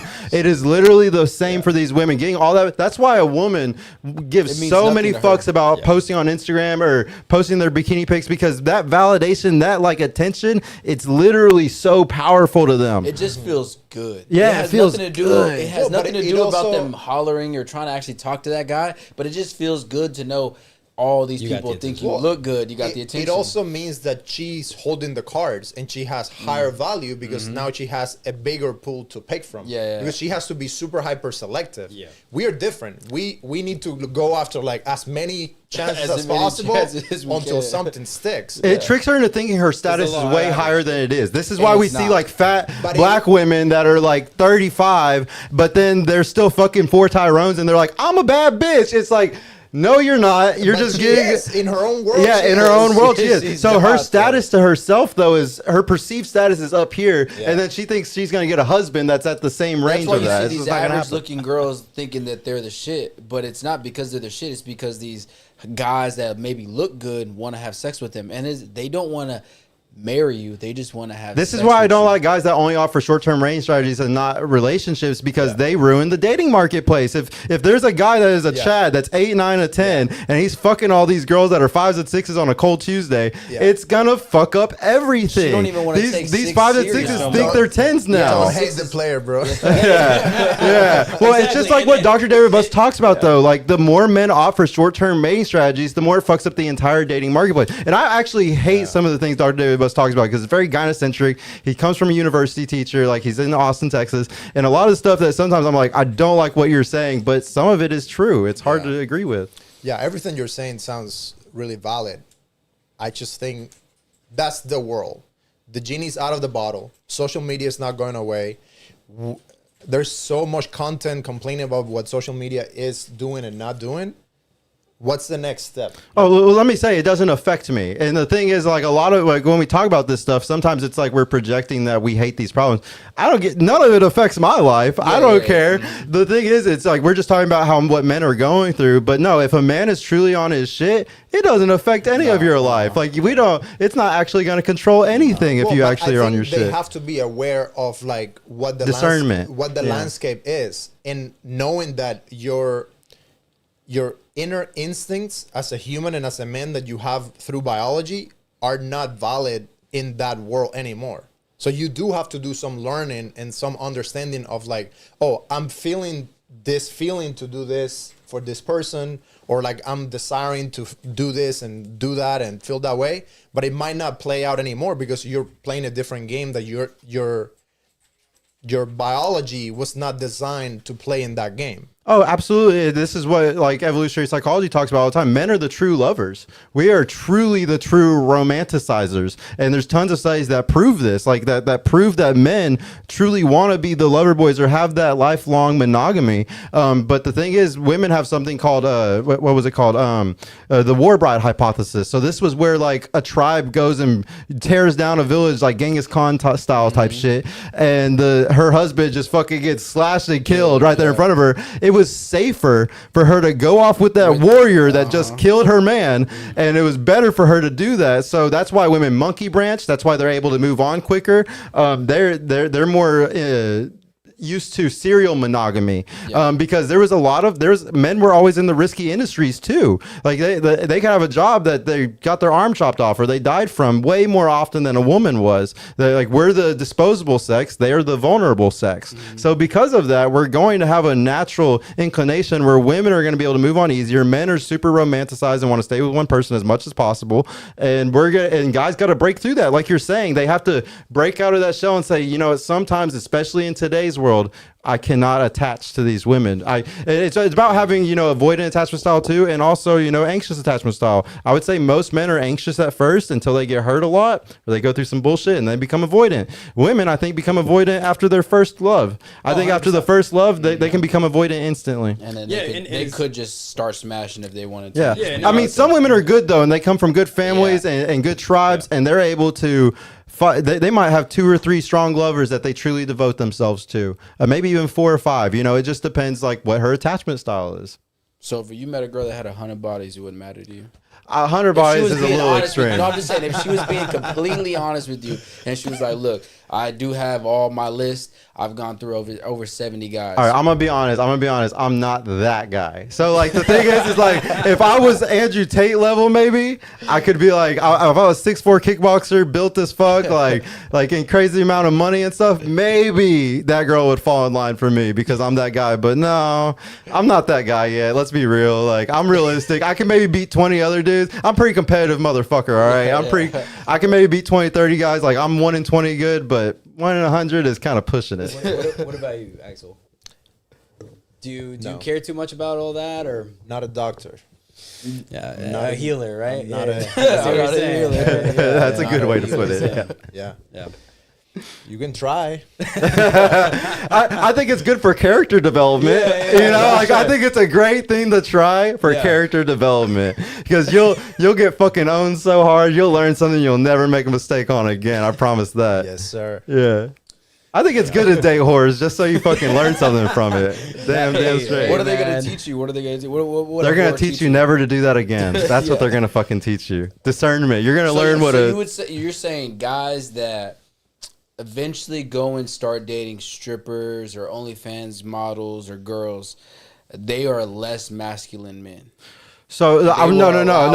I absolutely don't think they're less masculine. I think they have they might just have ridiculous confidence, think that they're that guy better than all those other dudes that she fucked with. The thing is like I call it the fuck girl tier list. There's also a fuck guy tier list, but the fuck girl tier list. My bad.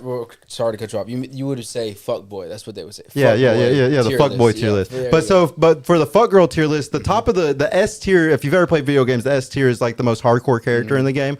The S tier fuck girl tier list is like the OnlyFans girl, the super big Instagram model with 100,000 followers. You can get those girls, but they have so much attention coming in that you have to be just as high status, if not more. Probably more because of hypergamy. 52% more probably. She got 100,000 followers. You better have at least 200K or 152K. You're still going to be pushed out. I disagree there because it depends on what that woman values as status.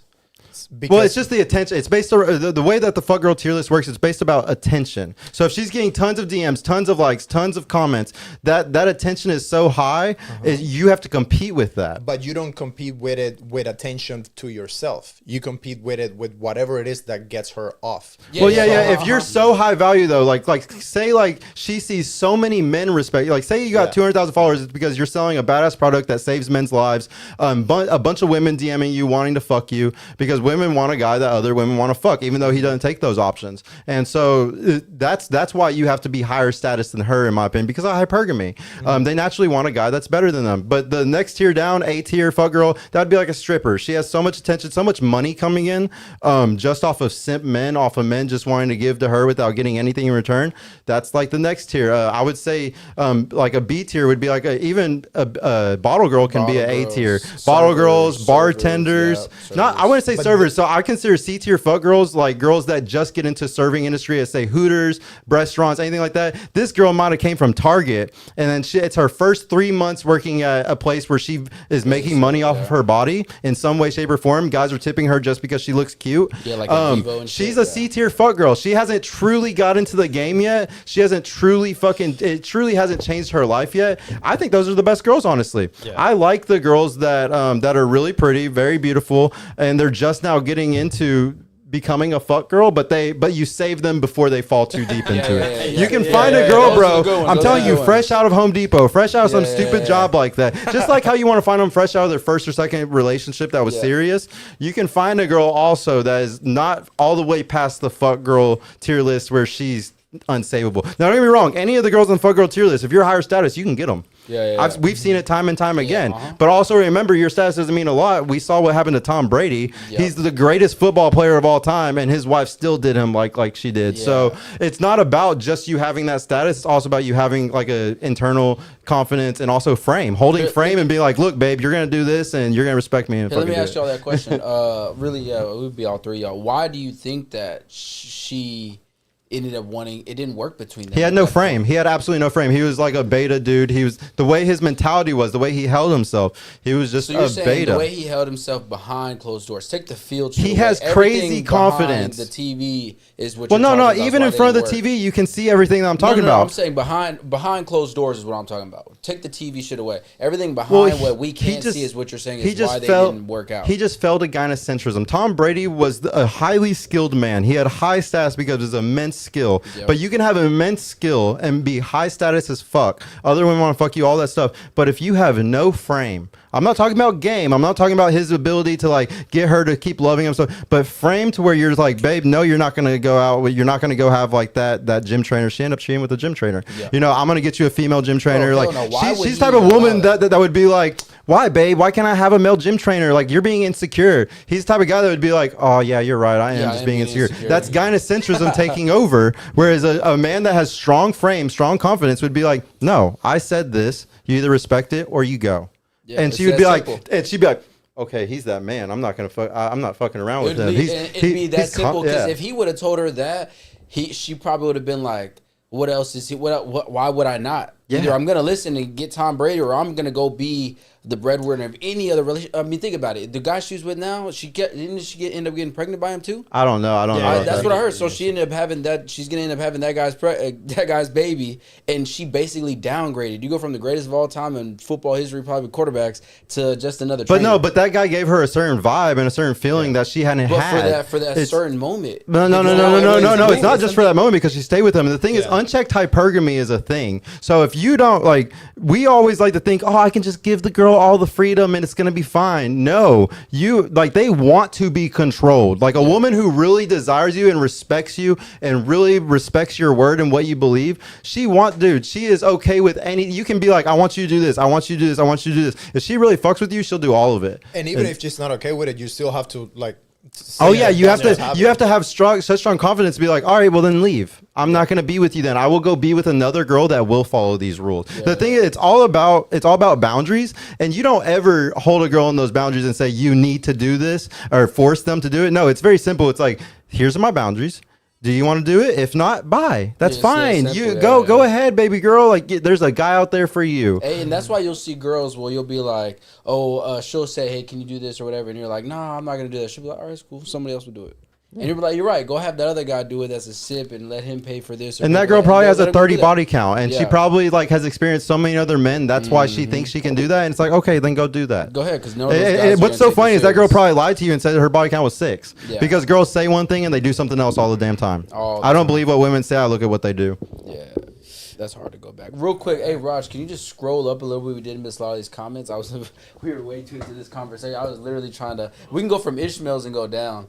Ismail's, my bad. Correcting Ariel. Oh, okay. No, I got it backwards. He said but, high self. Well, I'll go. So it's internal confidence and external high self esteem. Okay. But the way you said it sounds much better. Yeah, internal confidence and then external high self esteem. No, I said external confidence and internal high self esteem. Yeah, I think that makes more sense because you have external confidence from the things that you can do and what people see that you can do, and then internal self esteem about how you value yourself. I'm at the top. Yeah, you feel like I'm that dude. You just created a new term. Yeah, you can see it both ways. Double-edged sword. This whole episode, double-edged sword. Yeah. All right, Jack Devani. Who said? Is that anybody know that person? No, you know. I don't know that guy. No. New just kind of been going off. Appreciate it, Jack. You want to just keep women at home? LOL. Women should be able to choose if they want to stay at home or have options.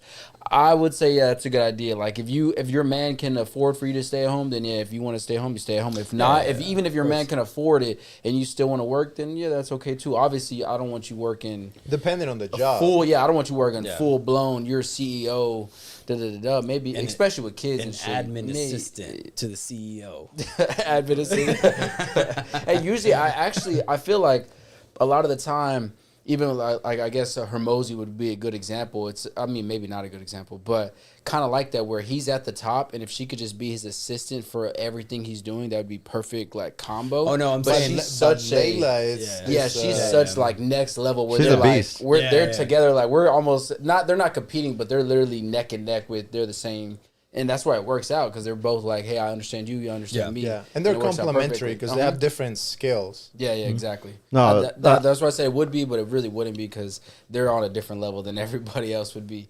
And then we got the thing is. Who's Jack Davani? He's going like hard. A person's life shouldn't be. That's definitely not a dude. That's definitely a woman. That's a fake account. 100%. Not because he literally is against women's right to choose. Y'all weak men more emotional than most women, to be honest. Well, weak men. That was your thing. Weak men. I don't think you're calling us weak, but if you were, then hey, Jack Davani, you should come on the podcast and show everybody that you're not weak. If you were going to show us weak. You know what's funny? I had commented and I was like, you want to call in on yeah, he could. Instagram, and he didn't want to. Yeah, he could. Otherwise, because it ain't a man. Yeah, that's got to be a girl. Jack Devine. Yeah, that's some crazy shit. All right, men also have dual mating strategies.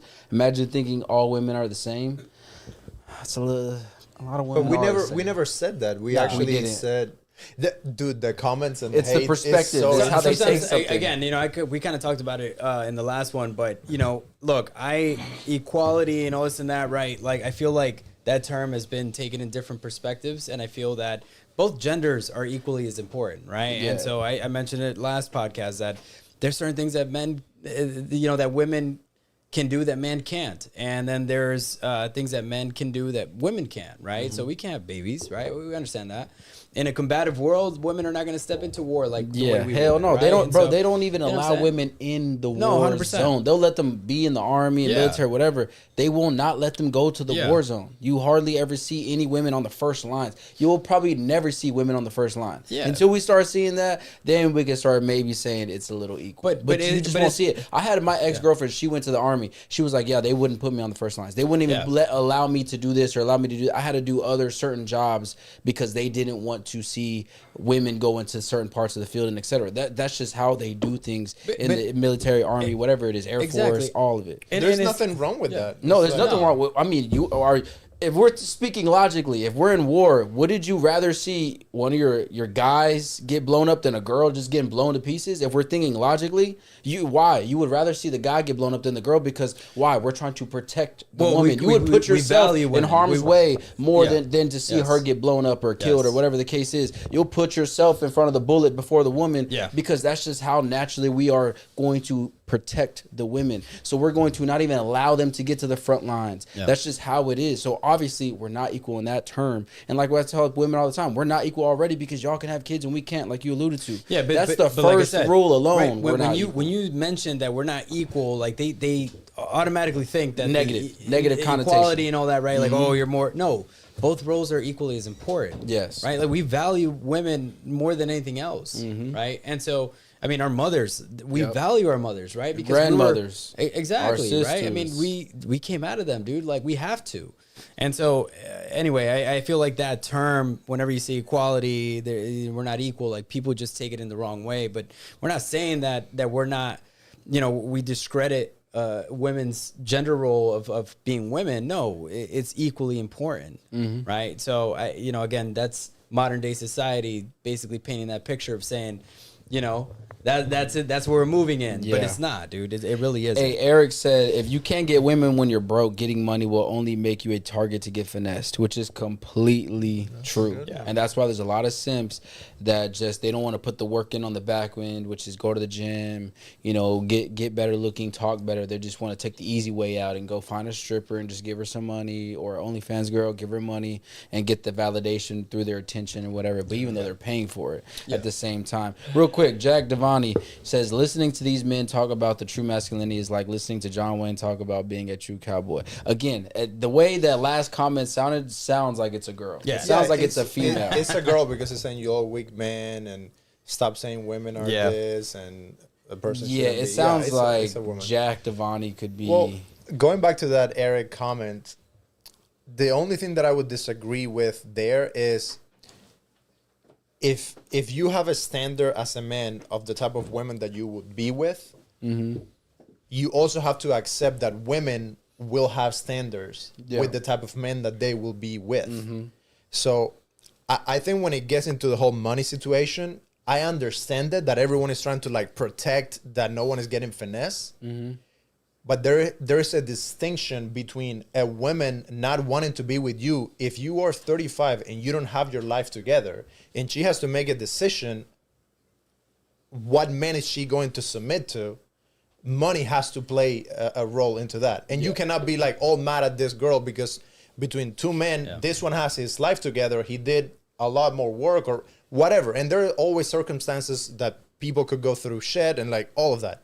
But all things equal, if this guy doesn't have his life together and this guy does, why should be forced to choose this guy over this guy? It's you got to go with the better option. Well, Yeah, as they the would say, same way that a guy hypergamy, would do it. A guy would do the same. Yeah, we would do the same thing. If the guy can pick between a virgin that is beautiful and a girl that has been with 25 guys and she's not that pretty, which one would you pick? Oh, virgin beautiful. Yeah, you take the same So thing every single if time. we can pick- you might not do that, but yeah, I'll just play, bro. I'll just, You'll I'm find, just you'll joking find them with out in you, like bro. maybe Costa Rica or something, right? I'm Like just South joking American with you, countries, man. Look, hey, you know what? It's crazy. We haven't really like dived too much deep into that, but like the difference between meeting a woman in South America, right? Because of their upbringing is a little different to women out here in America. Well, how do you feel about that? How has it been? You know, women who are here in America, they have a different perspective on things, where women in South America, it's like, there's more humbleness there. Like, it's more of that traditional role, that more of that upbringing because of the family traditional values and all that. Do you still think that women in America are very different to women in South America? I'm personally really against the Passport Bros Yeah, movement. And the reason why is because that's like a big cope, I think, whenever guys say that, you know, like the women are more traditional there, because they all have social media now. Like the way that the internet has spread and the way that like they're watching the same TikToks that girls in America are watching. Yeah. And at the end of the day, I don't see those women as any different in those other countries. Don't get me wrong. You might be able to find one that was raised on some farm out there and is like super humble. But for the most part, no, I can find a good Latina here in Dallas that is very humble. Like her dad is pushes a ice cream cart and her mom still loves him. And you can find those same girls with humility here. I just think it's a cope to have to go to the other countries. And the biggest thing is, if you know anything about other countries, you know that people actually won't respect you as an outsider. You will get finessed more than likely. The woman will get a lot of money just sent back to her family. It's like another case of possibly glorified prostitution, where like you're gonna be sending money to her family You so love that. that phrase, bro. Like you're But- like glorified prostitution. Yeah, like, because trademark that because shit. she's getting a lot of this money, like she's trading her vagina and like taking care of the guy and stuff. But she's getting a lot of like maybe he's paying for her family back in wherever to make them have a better life. And honestly, you're always going to be seen as, especially if you don't know their language. Now, I think that there's a chance if you learn their language, you might have a chance. But if you do not know her family's language, oh, they're joking out about you behind your back. Yeah, I seen it. It's definitely not as good as you think. He went to go do an interview with some passport bros in Colombia, and it was 3 white guys in the house, right? And I guess they were all staying in the penthouse, and they had all Colombian girls, and the girls didn't speak English. Yeah. So the guys were just like, yeah, this is my girl, or whatever, right? And the girls are just speaking Spanish to each other and everything. Yeah, but that's not a real relationship. Yeah, that's what I'm saying. That's just like we're saying. fine. It's a little bit more of the, like he's saying, the passport bros, because the whole thing on the interview was passport bros. Why this is some, and they were talking about, oh, this is my girl, this and everything. This is why we love our women. They're doing this, they're doing that. But it's like we're saying, they all speak English. The women are speaking their language, and they're not even really understanding what's going on. But like you said, the women there know, hey, I'm getting my benefit out of this. So if I just gotta cook or do this or do that, cool. As long as I'm getting my benefit, I'm not even worried about if this is real or not. I think it's a glorified beta bucks. Like it's I just get why you call it glorified prostitution, because it's But like the you said, scenario that you're playing can apply as that. Yeah. that But one, your no, scenario was My scenario- different. My Your scenario is very different because Yeah. when I went to Mexico in February, man, I went to a small town, very small town in Mexico, and I met some, you know what I'm saying, like, some sexy Latinas, yeah, but they weren't as programmed as how we perceive them to be. different country too. No, 100%, man. They were like, you know, those are the kind of girls that I'm like, that's the one. That's the one. You know what I mean? Because hey, she stays at home, bro. She don't do shit. Yeah. Like that small ass town, they don't do anything, bro. Like you know what I'm saying? And so They go ride bulls, horses. yeah, man. I don't know. There's clean just the farm. something about that connection where it's like, sure, they knew I was American. They knew I was from Dallas, whatever. But at the end of the day, man, like, you know, there was an experience that was provided there, and they're like, wow, like, I've never had that. Well, for you, it's very different because, like you said, you speak the language, Yeah. you understand the culture. yeah. You're not some like 55-year-old white dude from Michigan. Yeah, he gets it. Yeah. Toledo, Ohio. That's completely different. Like that. And that's the for sure. majority of the guys that are talking about this. Like, I have a few friends that are very big passport. Austin Holloman is one of the biggest passport bros in the world. Yeah. One of my close friends right here from Dallas, Texas. And he definitely is, you know, preaching that. And there's a lot of, if you look at the guys that sign up and do the things that he says and stuff. Now, don't get me wrong, he's getting them to go back to Kenya now, and like he's African American, so he's like telling guys to go back to Africa that are black guys and stuff like that. I kind of I respect that a little bit, but he was on some heavy passport bro shit, going to Brazil, he got kicked out of fucking Brazil, you know. So it's just like there's just a lot, and a lot of the guys there that are teaching to go to the Asian countries, they're just literally going and paying for prostitutes. Like, they're not even doing glorified prostitution, they're just doing prostitution. And it's just like, or they're very proud of, like, I had a guy that was my boss for years, and he was this Jewish guy, and he literally bought a mail order wife from an Asian country. Like, now, was she great to him? Fuck yeah, she was. She was amazing. She cooked all the time. She was very lovey-dovey. Like, yeah, definitely like what you get at the massage parlors if you went to an Asian massage parlor. Congrats, bro. But at the end of the day, what was he doing? Paying for an entire family over in Thailand to have the greatest life ever. And so basically, they sold her off. But he was getting a great life too. So yeah, but to me, it's still That is crazy. no. I agree that, like, he's getting everything that he wants, and she's getting everything he wants, and her family's getting everything that she wants. Win-win situation. It's just very, now don't get me wrong, I think every relationship is transactional. It's just not my type of transactional. But even That's then, it. man, look, okay, you get into a relationship, right? And if obviously you have to accept their family too, right? So if say you know, her parents or grandparents are out in a different country, and you're well put, like, you're expected to, you know what I mean? Like, yeah, I'm gonna send and you're them gonna money be too. happy to do it. Like, Yeah, there's no man, problem with of that. course. Yeah. Now, if that woman came and was not being good to that guy, and she was like stealing from him, and she was like, Well, I'm sending her doing, back. then that's terrible. Yeah. But if they have a good relationship, and maybe at first there wasn't love, but then him taking care for her and her family, it builds some sort of like connection with her. Her taking care of him, he would actually appreciate her beyond just the mere fact of like a younger, sexier wife. I mean, it's tricky. Let me It's pull. tricky.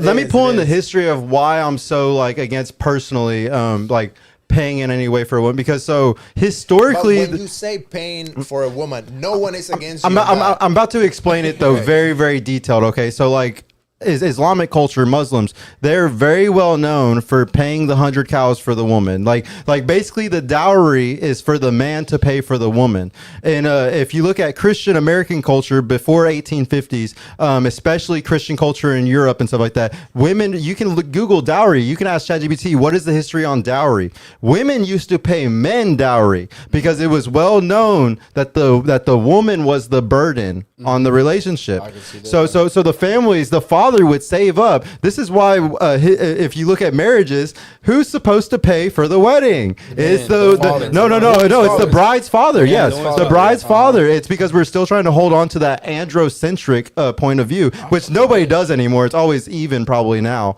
But for the most part, women used to pay dowry for a reason. And you know what that money used to just go to? The down payment on their house after they got married. Yeah. Something that was very good for both of them in the end. And she would end up getting that back if a divorce happened anyways, or half of it. That would be the good, more traditional. Yeah, we've pulled away from androcentrism. We've gone more to gynocentrism because we like to pay for the women now. Like whether that's through Islamic culture or, and I always say where simping comes from, where tricking comes from, paying for pussy, as I would call it, it comes from bad genetics still trying to move on. Bad genetics, no offense to Middle Eastern men, but they're bad genetics and they do not want to die off. They want their genetic line to go on. I will give 100 cows for this pussy.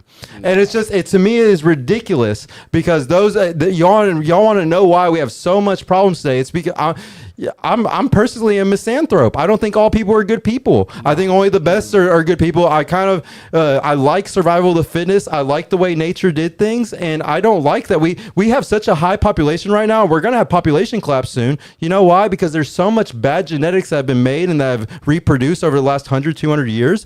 And it's going to cause trouble because there's a lot of people that should, honestly, through nature should not have made it, but they did. Some would argue they already tried to do that with 2020 and COVID-19 and everything like that. That would be trying to kill our. But that's the history of dowry. And when you really look up where dowry comes from, who used to be considered the prize, it's the men. I'm not saying all men, but it's just. I hear you.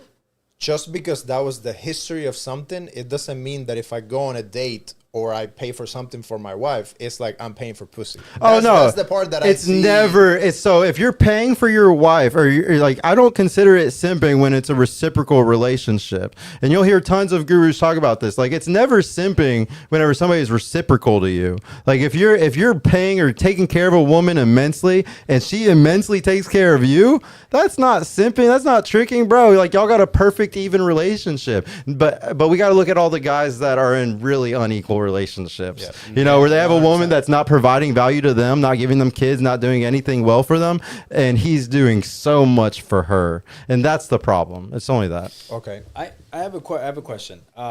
Did you have one, David? You can go first. I'll go after you. Okay. I got one. We'll wrap it up after this. We got All right, questions. I got one more after you though. Yeah. It's good. So it's three a really questions. good one. Yeah. Okay, go ahead. You can go with yours. I'll go. All next. right. What role does sexual discipline play in long-term relationship success?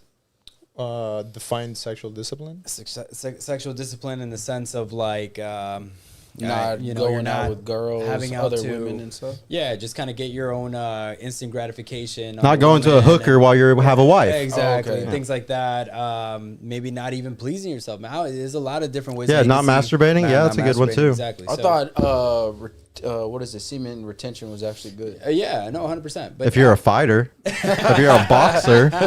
But what role do you feel like sexual discipline plays in long-term relationship success? I mean, I think this is a super basic Yeah. question. Like you said, if you're married, you don't have sex outside of your marriage. At least for me. No, fuck that. No. Well, you can do your life however you want. Yeah, of course. For me, I look at it from an identity point of view, and I'm deciding to be faithful to this woman because I want to be faithful. Yeah.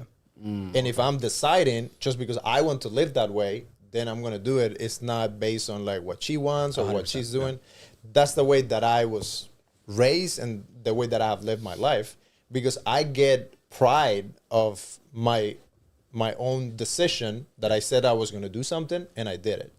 If I didn't want to do that, I wouldn't have gotten married in the first place. Yeah. Now it's very difficult because we have a sexual desire, and it's something that it's not like I'm here and I'd never like, no, like that'll be lying to you. Yeah. I have the same desires that every guy has, and then I decide not to act on it because I decided that I didn't want to live that life, and I wanted to commit to a woman and have a life with her. Yeah. Now, if I did not want to do that, then I would not get married, and then I would have like a harem. Yeah. Yeah. 100%. So you would disagree that men are only as loyal as their options? It's more about how loyal his faith is Yeah, to yeah. to, Yeah, to it's his what decision. I decide. Your options make it easier or harder Yeah. to be loyal. Yeah. So, like, for me, it's harder to be loyal because of who I am and my status and, like, what I do. For me, it's harder because I'm surrounded with beautiful women compared to another guy that doesn't have the same options. So, for him, it's easier. Yeah. So, actually, for him, being loyal is not as valuable as me being loyal. Yeah, because he has no options, so he's like, So man, he'll all go I out of got his is way to one, pay for it or whatever he has to do. Yeah, he's Yeah, like, being 100%. loyal ain't shit, man. I'm gonna go get me a Yeah. little strip club pussy. Oh, for sure. Boom, Yeah. boom, Yeah. boom. Back to I know. the I money, back to- completely agree. Like I understand exactly what you're saying, man. It's out of your own choice, right? And so if you say that I'm only going to commit to this woman and I'm not going to go fuck around and this and that, like that's your choice, and that makes you a well-aligned man because you're not influenced or you're not swayed by lust or anything, those kind of things. But I think you decide that. Exactly. You decide it. Yep. If you decide that that's not what you want to do and you want to have a wife and have an open relationship and like whatever it is that you want to do, you have to be the one to decide that and tell the person that you're with, hey, I want to be with you, but these are my conditions. This is what I want to do with my life. And you accept it or don't accept it. The thing that I have issue with is if you're going to look straight into a woman's eye and say, I love you and I'm going to be faithful to you, but then you're not, It's deceiving. and you're failing like yourself, That's narcissism. then just Yeah. don't Yeah. tell her that you're going to be faithful. Yeah, Tell yeah. her straight up, hey, like, I'm not going to be faithful. Yeah, Are that, you okay that, with or that? if you never even say you're going to be faithful, is enough information for her to realize, okay, he never did No, say we tell were her, exclusive. No, I'm just saying that if you never say you were I going to would be dis- exclusive, she no, would be I would be like- straight up to the woman and say, look with her, women you have to, and tell that's her. what you have to. I'm going to be with other women. Are you okay with that? Yeah. And she's got to know she might not be okay with it, but she'll probably deal with it, which a lot of women do deal with. Even back in the day, they would know their husband would go talk to, go to titty bar or whatever, and they would still be faithful as hell to those men, knowing, hey, this is my man. That's who I'm going to be with. This is it. I think what have changed now is that in the past, a lot of women would do that because they had no other choice. Yeah, they had no options. They didn't want to do that. Now it's different. Now they have a choice because they can work, they can find another guy, Yeah. whatever. Yep. So, The internet. The work husband. The word but husband. I think that gives you even more freedom to say, hey, this is who I am and what I want. You either say yes or no, and then if you don't like it, don't be with Yeah, me. but see, most men don't have the courage to be able to take the decline that the woman would give them once they say, hey, this is what I want. And like you said, either you're with it or you're not. And most guys don't want to hear the, hey, I'm out of here. You told me what you wanted. I don't want But it. that Most goes- guys don't want that. That goes back to the options. Yeah. He's a coward though. Yeah, he's a coward. He's a Cowarding out. coward. You're cowarding out at that point. Yeah, and here's the thing. Let me preface by saying it's all about what you want as a man. Like if you choose that you want, to be monogamous and be faithful, I think it's just all about what the man wants. At the end of the day, though, we are two completely different sexes. Men do like a variety. Women do like having one badass dude if they can. Historically, that's just how it was. We go back all the way to Homo erectus, 150,000 years. Yeah. Things were just different when we were more animals, and we still have a lot of those instincts. The way that I would put it is that, like you are saying, you can't be a coward. You need to be honest about anything that you want or you desire. But if we look historically at like monogamy, or we look historically at marriage, Tate even talked about this on the PPD podcast recently. As soon as a girl, I'm not condoning grape at all, but as soon as a girl was even graped, the Bible says that you're to be married to her. Yeah, you're and the reason why is because as soon as you had sex with somebody, that was considered your wife. Like, especially if you made a child with them, like that is already instantly your wife. And I truly believe that. I'm not condoning to go grape or do anything like that. I'm just saying though that I truly believe that does make somebody like your wife. And I don't think it's good for men to chase women, but I think that God does bring certain men like Solomon. There were certain people from the Bible who were given, who God literally said, I'm giving you this as a prize for being such a man of God. You were such a good servant under me. I'm giving you these 3 wives and these 12 children or XYZ. But I actually am part of the family bloodline of Charlemagne, which goes all the way. He was the leader of the Franks of 800. He was crowned by the Pope himself to be the leader of the Holy Roman Empire. He had 3 wives and 4 concubines, 14 kids. And the reason why was because he was known as bringing Europe together under Christianity. So it was Christian before about 1,000 years ago when gynocentrism took over, when romantic chivalry took over. Romantic chivalry took over in around 1100 AD because of I can't remember his exact name, but it was like these stories that were made, these romantic stories of putting the women on the pedestal. That's where going down on one knee for marriage, all those things kind of came from. It was worshiping women instead of worshiping God, and even chivalry. It comes from worshiping the state or your leader, your king, going down on one knee for them instead of God. So I'm just against chivalry in general. I'm against whether that's romantic chivalry or chivalry for your country. I think that everything should come from you bowing to God first. And if we really look at everything historically, it was okay to have multiple wives for men, but I don't think it's because these men were just out there chasing pussy. I think that they were such high status men like Charlemagne, powerful that more women wanted to come and be a part of, I wouldn't call it a harem because they had multiple wives. Like, and I'm not even a fan of Islam or anything like that, because the only reason why they get 3 or 4 wives is because they pay 100 cows for each one of them, you know. And like, I don't give a shit about that. But there was good Christian leaders that literally naturally attracted women to them that were brought by God for them to be better leaders, have more children under God. And I don't think there's anything wrong with guys doing that. I'm not somebody personally, I am not high status enough. I am not that guy. I'm not going to have multiple wives or anything. Maybe somehow in 10, 20, 30 years, I'll be in some positions of that. But no, any girl that I'm with right now, I will gladly say, I like to debate the position of androcentrism. I like to debate the position of, say, Tate or somebody that does have multiple women, just for good debate purposes. But am I that guy? No. Like, I'm very happy with being I can't handle more than one fucking girl, bro. Like, these women are crazy, bro. Like, you gotta be fucked up. Emotionally, no. But sexually, that's but I pretty do easy. understand That's men's pretty easy. desires. I do understand if a woman is trying to give value to men, it's very hard for them to turn down. And sometimes that value isn't necessarily, like, don't get me wrong, she needs to cook and clean, do other stuff for you. But maybe that value is giving you children, you know, more children. And in a world where we don't have a lot of children and more people are declining birth rate, might actually be a fucking good thing to have a comeback of this. This is why we see, I mean, if you think about it, even our own president he has kids from multiple women. If we look at Elon Musk, the most powerful rich man in the world, he has multiple women with children from multiple women. He's also adopted. And what's really sad is whenever we demonize this, we end up with broken families where, like, this guy, it's like, oh, you're a horrible man because you did this. And instead of like the women all being under one house and having more babysitters, having more people all working together, these women are going and having their kids with other men, which is higher likelihood of abuse. This abuse happens from stepfathers the most. There's just a high chance of the children having a worse life just because we're falling to gynocentrism and what the women feel or what they think. Or they're like, oh, I'm just like a man. It's not fair that you do that. No, we can look at studies. We can look at evolutionary psychology. What men want and what you want are 2 completely different fucking things. And we just don't respect the male view. We don't respect what men want at all. Who gives a shit if you want variety? No, you're not allowed to do that. Yeah. And I think that's just ridiculous. I call it mental cuckoldry, and I don't want men to feel mentally And the thing is, like, a man, even if say he's a single guy or he's just trying to find relationships or something like that, his ability to be like, you know what, I'm confident enough to say I might have this one day. I might be so high status. I might make so much money. I might change the world so much one day that I might have this. I think that is better than a man being like, you know what, I'm just going to be monogamous, have one woman my whole life and have just this little, I'm going to work for this company, make $50,000 a year for the rest of my life and have 2 kids.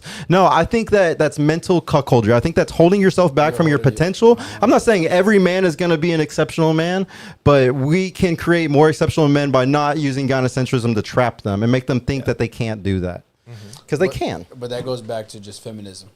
Yeah, feminism and gynocentrism are very much the same, and we're swimming in a sea of it. As Andrew Wilson says in a lot of his debates, we are born. Feminism is so strong, we're born into a sea of it. We're drowning in it. But I think that's a feeling that we get because of the media. But the reality is, the guy out there that has a lot of money and can have multiple women, they do it. Yeah. Well, no, I'm basically when I preach saying polygyny, I'm just preaching reality. Whenever I talk about polygyny or like a man with multiple women, it is literally just reality. Like it's basically just being like, this is already happening. I'm just saying the truth right now, and you're getting hurt about it. It's like, I'm sorry that's what high status men do. It's just what they do. And what's sad is, like I was saying, like instead these women will be like, well, all my girlfriend said that's not okay, and so I'm gonna go off and be with this other guy who's a stepfather and he'll possibly kill my kid. Look at the statistics on it. It's horrible. The chance of infanticide or children being hurt or anything like that by a stepfather is through the fucking roof. Imagine we went back to the time where the father had to decide whether she was going to get with the guy or not. The father said, bring the guy you want to be with, bring him to the house. Let me talk to him. Don't ever see him again. And then if I say you're good to talk to him after this, then we'll see. And imagine we lived in that world where now your eyes can't pick the man for you. Your dad has to come behind you and say, that still happens. Yeah, it does. Like, in most of the world. Only in certain cultures, though. I would argue in most of the world, bro. I would argue that at all. For me, I told my daughter, you are going to bring the guy to me, and then your brother and I were going to just rough him up. Yeah, no, I'm going to rough him up. I'm not going to Absolutely. do much talking. Like, wait, what do you mean rough him up? Yeah, I want to know. I'm going to Have you ever seen the Bad Boys movie? Have you ever seen Bad Boys? And like put him up against the wall, and I'm going to be like, what's up? And then what do you want him to do? What do you want him to do if you do that? I really want him to stand up to me. Yeah, and be like, if you want to duke it out, let's duke it out. Yeah. Yeah, okay. And then, what do you want to do with my daughter? What's your plan? What are you doing? Like, what's your job? How do you make money? What are you going to do with her? Like, what are you going to do? Mm-hmm. If he has a good plan and a good, like, if he can withstand that, then we can have a conversation. Then we can bring him over, have lunch. Like, then we have something to work with. Where it goes. We can have something to work with. We can see where it goes. If not, it's like, you're not doing, like, Yeah. You have no plan. You're just here to take advantage of her. Yeah. And that happens all the time. And used to, the families would get together, both parents would get together and be like, what do we want for our children to be the best and live the best life? We don't do that anymore. Like, we live in but most of the world still does it. Like you were just saying, most of the world still does these things. We don't in America. In Western society, when I hear that, because I was born in America, when I hear I need to go meet your father before I can date you, I'll be like, it's cool. Bro, if a girl... I'm not even worried about it no more. But then I don't want you dating my daughter. Yeah, no, you're right. Yeah, exactly. I'm probably going to be dating you either. If your girl is acting up, you go to her parents' house and say, she's being fucking crazy and stupid right now.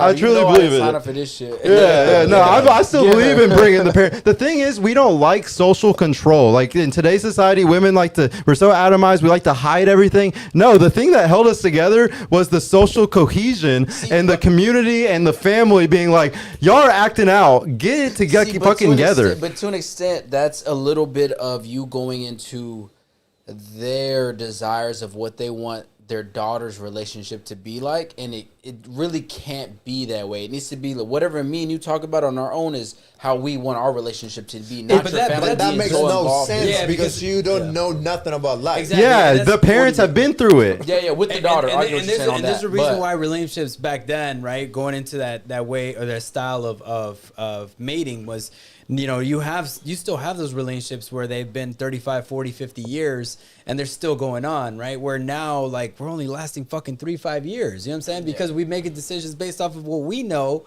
not going based off of experience and trying to... Well, we have way more options Exactly. Like before, the wife couldn't just pick up and leave. Yeah. If the guy was being an asshole. Mm-hmm. And, like, it was a completely different, like, setup. Yeah.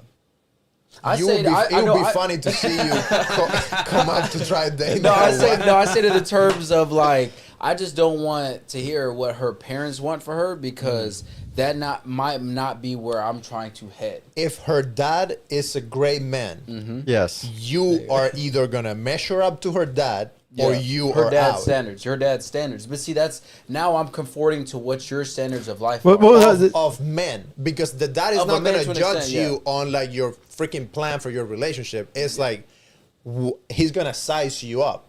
Yeah. Well, see, this is where it comes. So this is where I will say though, there's nuance to this because you have gynocentric families where the wife runs it, or we see this even in Latin culture where the grandma runs everything. The thing is, we have gynocentric families though, so there is nuance. Like if it comes from a true masculine father, a true leading father, I agree. This guy is going to hold it down and make sure everything's great. But you got to have discernment. There are definitely some families that are completely ran by the mothers, and like y'all have a dispute or something bad, and that mom's gonna be like, oh, you need to leave him right now, and that's gonna be like, yes honey, whatever you say, like, you know, and like whatever the mom says, and that's gonna be the problem. It just depends if it's very gynocentric or if it's very androcentric. That's when the daughter's getting ran.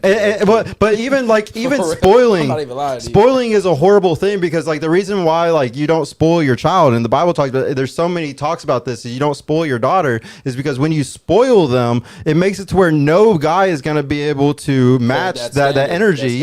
This is spoiling is one of the worst things that happen. This is why I love Latina women that are from humble families, because whenever they come from a true humble background and they weren't just given everything they fucking asked for, they truly prize a man based off of his ability and his skill set, or like what he brings to the table, not necessarily what he buys for you. Because I hate it when guys are like, I'll give you whatever you want. It's not about what they want, it's about what they need. There's families, like I remember when I had my first daughter, my BM was like, we were in an apartment and my dad, and she was like, we need a house, we need a house, we need a house. And my dad was like, look, son, y'all can raise a child in whatever environment. It doesn't have to be, I ended up still getting a house, but he was very much like, you do not need all of this. Like God will give you what you truly, there's people that grew up 50, 100 years ago with way less than we have today. We are so privileged. We are so spoiled as a fucking culture right now. And it's ridiculous. There are people that can live with, there's some guys that make $30,000,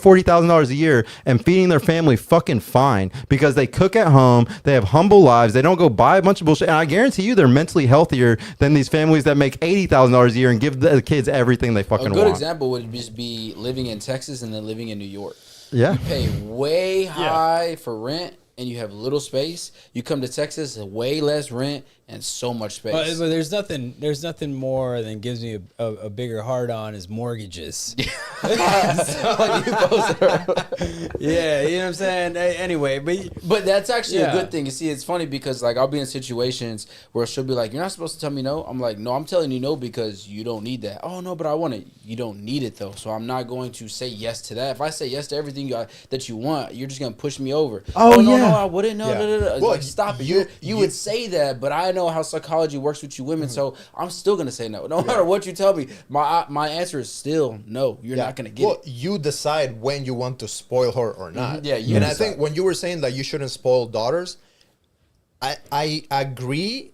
And the only difference will be like if the father is doing it and he knows how to do it properly, because what you're establishing is a loving relationship with the masculine head of the house who would provide for you and give you everything that you want, but he would also say no and like put a stop to any like misbehavior that you would do, because I have experienced that with my daughter. I will give her anything. The moment she misbehaves, I only have to look at her and she will freeze. She'll be like, oh shit. And that's a lot of what you want to train. And it's just difficult because parenting is difficult. But if you have all of that work done by a father, then when that father can vet the husband, then he knows, okay, you got what it takes. And then it's funny how all of this kind of work itself out, even if we don't have to mess too much with it, it's almost like built in because we have been doing this for like millions of years as humans. Yeah, my big beef is just with like material. I really go back to my Christian values against materialism, because the thing is, like, if you give a girl everything she wants, there's tons of guys that do this. We see millionaires and billionaires do this all the time. They'll buy the girl a car, they'll take her on the vacations, everything that she wants. He does every fucking thing, every materialistic thing that she wants or she desires. He gives everything. And at the end of the day, she gets to the end of the road and she realizes that's not really what she wanted. That's not what she wanted. And what she really needed was a man to tell her what she needed. Hell no. And the thing is, like, that's why I'm just against materialism at the end of the day. Like, even if I was a millionaire, you'll still catch me living in like a little tiny home with my farm and nice ass Toyota. Yeah, like I'm not the type, like my dad, has a lot of money. He's a very successful guy. He still drives a Hyundai. Like it's just built in me, and that's how I'm always gonna be. And I truly believe humility is one of just the strongest things you can have today. Like Jesus Christ preached humility for a reason. It's because it's one of the strongest traits you can have as a person. Falling in love with materialism, falling in love with all the goods, and especially today when we have so much shit. There has never been more shit in the world. There's never been more shit in Walmart you can buy. There's never been more ads. On Amazon. Yeah, so it's just like avoid. To me, that all that shit is just poison. So I just want to stay away from it. The humility that Alex Ramosi has, just the trucker hat, the long ass beard, and just a tank top shirt. That's just the best humility, because you would never think, oh, this guy has millions in the bank, or has this. Well, go ahead. It's like fucking Adam Sandler, same way, right? Yeah, literally same exact thing. Jack Black, Jonah Hill, same guys. The richest guy in the world, Warren Buffett. Yeah. Literally, Warren Buffett still goes to McDonald's. Well, it's Elon now. Warren Buffett used to be the best. But like you said, he goes to McDonald's every day in a fucking shitty little car. Like that's who he is. Same Cadillac, the same one. Same one. And he said it too. He's like, if I had a great day, if I made money in the stock market, I'm going to McDonald's. Yeah, I'll splurge a little bit and get the double cheeseburger or something like that. But other than that, he literally just spends like $2-3 in the morning on his coffee. That's it, and man. his biscuit. And it's more about mental health. It's just because when you go down that road, you're going to. It's just the desire, bro. Like I don't like desires. Like I don't think even like I said about wanting a girl that I want. You know, it's just like I don't care. God's gonna bring me what I need. He gonna bring me exactly what I need in my life. Because if I sit there and chase what I want, I'm fucked. I'm gonna sit there and end up chasing shit that's not for me and stuff. I've just done it before. I've done it before, and I've been mad at myself for it. Yeah, I think what you said about desire, it all comes down to that. If your intention is good, then you can have whatever. Because like for me, I listen to you guys and I think I don't want to live that life because I come from that life. I come from a third world country. I came to America to make money, and I want to buy everyone everything, and I have that. So I'm not attached to the material thing, and I agree with you 100%. If a person is super ultra materialistic, I lose interest in the relationship with that person, friendship or whatever, because that doesn't fill you. Now, I do want to make a shit ton of money and be able to buy whatever I want. And then that part of training your spouse or whatever to say no when you have to say no, and then to buy her the moon if you want to, or if it's needed, and then go all the way when it's necessary. And then there are also phases. There are times where, like if I'm building a business or I'm building a new thing and I don't have the money to go and blow it on that thing that you want, because I'm building something bigger that is going to give us more money. Just learning how to be more mature with things. And hopefully I think this whole materialistic thing is going to slow down a bit, because we always correct. And now you see how the higher status is actually like quiet luxury, where you don't want to flaunt. Like you said, you don't want to show off a Rolex, because by flaunting the Rolex, you're actually telling people that you care too much about that. So it means that you don't really have the money, because if you really had the money, you wouldn't even be thinking about Rolex. You're buying a building. So it's very interesting how all of that is going to correct a little bit, and then we're going to have a phase. And then we're gonna go back and just navigate in that. Right now, it's a little bit of that. Like I've seen a lot of people right nowadays, because moissanite is so much cheaper than real diamonds. A lot of guys are just faking that persona of, I got this nice chain, I got some money in my pocket, come holler at me. It's like you're saying, you're giving off this false reality that you got the money like that, because people are looking at the perception of this chain instead of thinking, oh yeah, he probably doesn't got the money like that, because why would you spend $6,000 on that chain when you could have just put that into an investment or account or went on a trip? You wouldn't do it. Like if you really have money, you would have to make money in a very smart way, and then you would know the actual value of like you said, if I have 10 grand, I could either buy a Rolex that is dead on my wrist, or I can put that towards like content for my business or marketing or buying inventory or whatever. Well, yeah, no, it really comes down to it's not materialism if you're just building and building and building. I think if you're always building something, the biggest thing I really believe in altruism goes back to whenever we were hunter-gatherers 50,000 years ago, and whenever the guy that was the best spear thrower with the best shoulder that was able to kill the mammoth, whatever it was, and feed there was no savings account. that meat would go bad if you didn't give it to your community around. That's where altruism comes from. Altruism is the most attractive trait in the world. And it's the reason why Jesus preached it the most, serving others without expecting anything in return.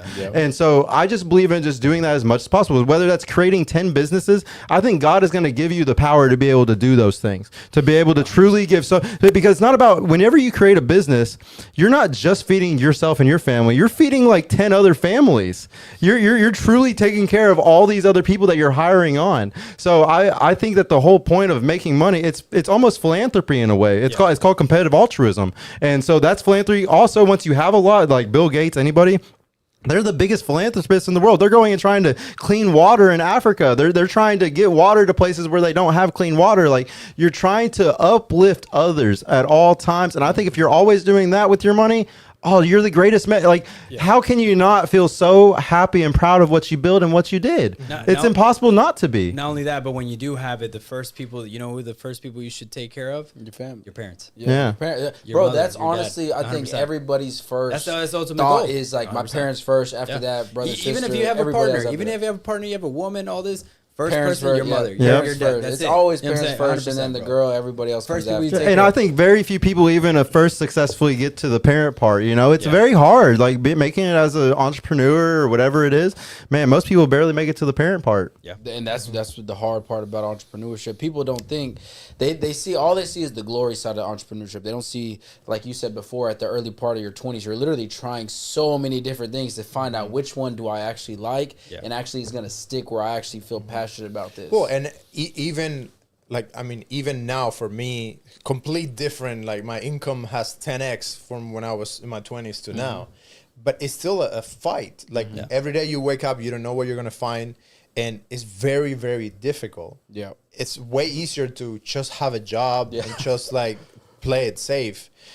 But there's also a lot of opportunity. And I think you need to be entrepreneurial. Even if you have a job, you need to figure out ways of putting that fire in you, because otherwise you're not going to break out of, like what you were saying, of that first step. There's no way you're going to be able to provide for your parents and like set everyone up and just have a lot of money if you're not bringing that hardness of entrepreneurship into whatever it is that you're doing. Either blowing up your career and trying to find a way to go as high as you can in that ladder, or finding a way to create your own company and like do your own thing.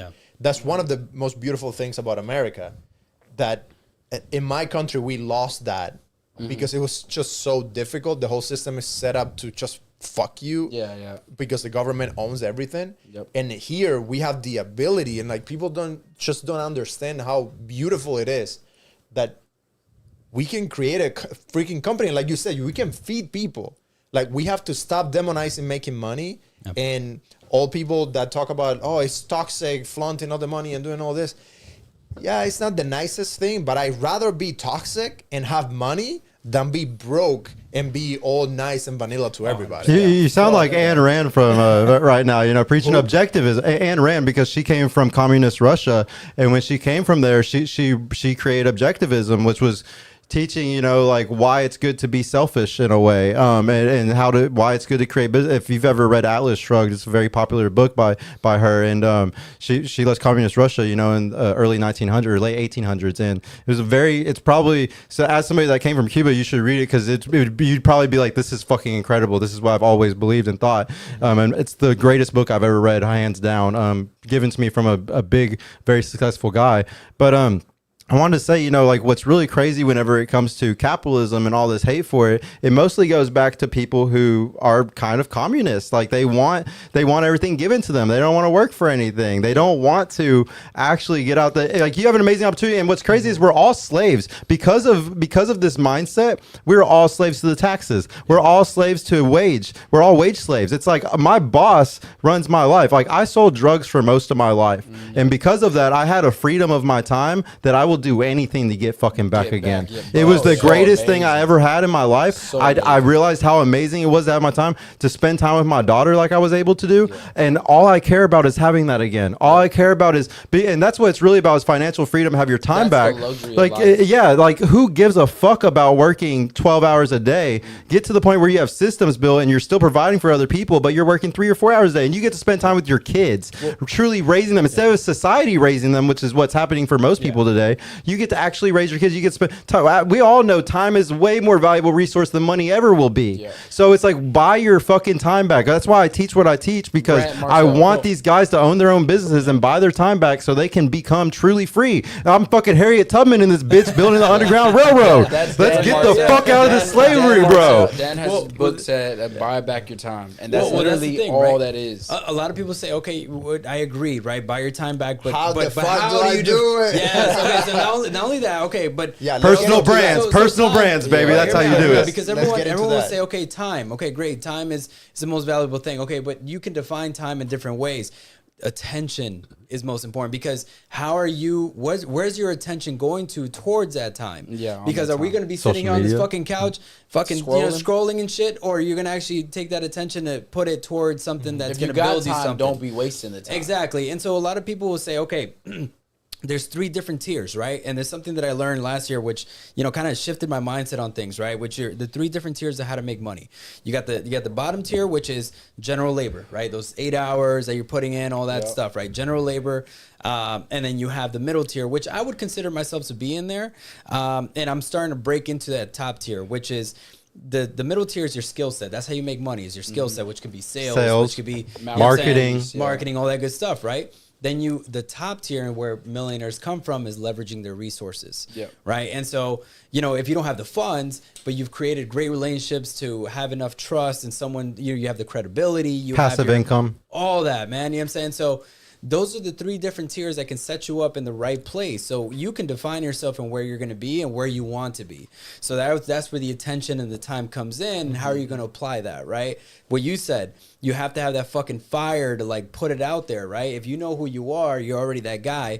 The biggest tool that we have as human beings is our imagination. Yep. To say, I know I'm not in that position right now, but fuck, I'm going to place myself in that position right now in that present moment. Why not? Why can't I think big to say, I'm going to be that person? I'm going to be in that position right now. I want that business. I'm going to make the money to give back to others and everything. You know what I'm saying? And so, again, you got to break out of that. So I feel like that there's too many people that are very complacent. A lot of people who are very comfortable where they're at. You have to break out of that fucking shell and say, my imagination is going to bring me there. But see, the hardest part of the whole thing of everything what you said is the risk. And most people don't want to take the risk because they're like, the risk is so much harder than just chilling, staying in that 9 to 5. Well, you have to rolling. analyze This the is risk. what you have to think through. So you only have risk when you're doing something that you have never done before and that you don't have enough information. Do you know how to go on a bike? Do you know how to swim? So it was risky at first because you didn't know how to do it. Yeah. Now you can do it. Yeah. So for guys that are like just coming out of college, young, early 20s, you need to go and find someone that you admire and just work for that person. 2, 3, up to 5 years tops. Because when you're that young, you're going to get paid for what you do. Yeah. Then working with that person, you're going to learn, you're going to gain experience, and you're going to go way faster than, but you have to go into it and work as if your future depends on it. Yeah. And give that entrepreneur, that business guy, everything they need. Go hard to the wall, like work really, really fucking hard, because that guy is going to value you because of the movement that you're creating in his company. So he's going to give you the experience. He's going to transpose the experience onto you and teach you. And just in those few years, you're going to learn all of that. You're going to be able to understand the systems. Then you're going to have a skill. And when you get into your 30s, you're going to be able to get paid for your skill. So you're really skilled at this 2 or 3 things that you learned while you were grinding for that other person, and you have the skills. Now you get paid way more to do it for that same company, or you go to a different company. And now you know. So there is no risk into going and doing your own company. Exactly. And now when you go, it's still going to be hard, but at least you know how the system works. You know, if in your recruiting company, you already know how the thing works. Yeah. Now you just need to go and execute on it. Yep. And it's hard, but you're not afraid. You know you can get it done. Then after you do that for a while, you're going to get paid for who you are. Yeah. Yeah. What You are going to have a relationship with me, with Sergio, with whoever, and you're going to make a phone call. And because you are who you are, you're going to need funding for this new business. Yeah. We are going to put the money together. The thing is going to get done. and we're going to have other guys that are on their journey who are going to go and like and execute build you and up. do the Yeah, thing build and you all up, of that. And risk is something that is beat out of us. When we're young, when we're kids, we're all so risky, bro. Yeah, like you're willing to super risk risky. so much to do so much, and it gets beaten out of you through school, through different things. That like we really start fearing risk a lot more and more and more, and especially with testosterone levels going down. That's a big thing people don't talk about. But yeah, men have way lower testosterone in between their 20 and 30 now. So whenever that is something that pushes you to take risks and not be scared of what could happen. It feels good to accomplish things, even if you're level 1 at that skill. You're willing to learn and get through it. So we have our endocrine system is being attacked daily. In school systems, a female teacher telling a boy sit down and shut up and stop doing this. Those are all making us so scared to take risks all the time. But some people are just genetically wired to just take risks all the time. Like my father was a risk taker. I'm a risk taker. I saw him do it. I saw all my family members do it all the time. I was the same shit. Now, do you go down the wrong path, possibly sell drugs like I did? Yeah, the wrong types of risks. But the bottom line is taking a risk is something not everybody is wired to do. And another thing, we were talking about sedations. There's so many fucking sedations today, whether it's video games, your phone scrolling on apps, whether it's drugs. There's literally so many things sedating us. Corn is a great one. Big one. There's so many things that sedate men today. You have to be next level to break through just the sedation barrier. I have so many friends that I went to high school with that just sit at their parents' house, play video, privilege, just sitting at living with their parents, playing video games all day, every day, and they're not going to go anywhere because their sedations overpower the fuck out of them. And I would say it's hard enough to get past the sedations, and then you got to be a risk taker. Oh man, a lot of guys don't got the testosterone or like the bloodline to do that. Exactly, bro. And like we're talking about business, and how to get into all these things. At the end of the day, it's like you were saying, if you don't have a good mentor, if you don't have a good person to look up to or that can teach you this, we live in the greatest time of all. I would say the greatest mentor right now in the world is ChatGPT, is AI. There's never, you don't have an excuse anymore.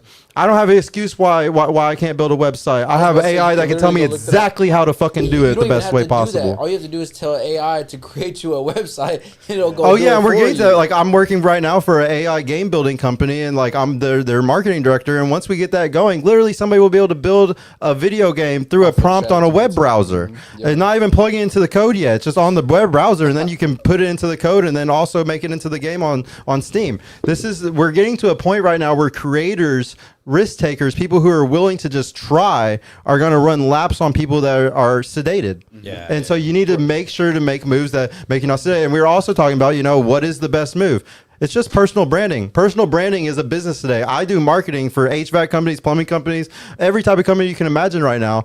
Even my best HVAC company, that guy is a personal brand now. He's doing little videos. He's doing all types of shit because you need to build in the world of AI when everything is so automated and there's so many things talking to you that aren't even real people. The more real you are, the more you connect with your clients, the more they fuck with you and they want to buy from you. So everything's turned into a personal brand. Even the businesses that you would think would never turn to personal branding, they're even turning to personal branding. I literally just seen on Fresh Fit, they were talking about it. They had a guy come on who was doing affiliate marketing, and he goes, "We're gonna pay you how to do this on your own." Like, not pay you, my bad. We're going to show you how to do it on your own. And once you create a personal brand from it, we will even invest in you to start, maximizing the whole thing from it. Oh, so we're going to genius. teach you how to do it for free. Yeah. And then if you can actually master this on your own, we're going to come on the back end, invest in your company, and now take it from a personal brand and elevate it to the Thank next you for level. that idea. I want to do that for mine now. But that's literally what they said. So it's literally the hands-on thing what you're saying. It's just very different. And it's just very different. And you know what? Look, man. Never been harder because there's so many people jumping into it right now too. And you have to be good. Like it doesn't. Before it used to be more volume based. Now you need both. That's why I blew up. It was only because I was doing 10 reels a day. Yeah, but that's what they're saying. Like they said, let's let you take the risk of it and doing all the research and building it. And once you figure the risk out and you get really good at it, we'll help you out on the back end and do all the other work to help you take it to the next level. Sure. Which is, like you're saying, is smart. We're going to let you do it. And once you're ready, then we'll help you out on the back end. Now we'll be your mentor and show you how to 10x the money and go to the next level. Now you're making $1 million. Let's get to up to 20 or 10.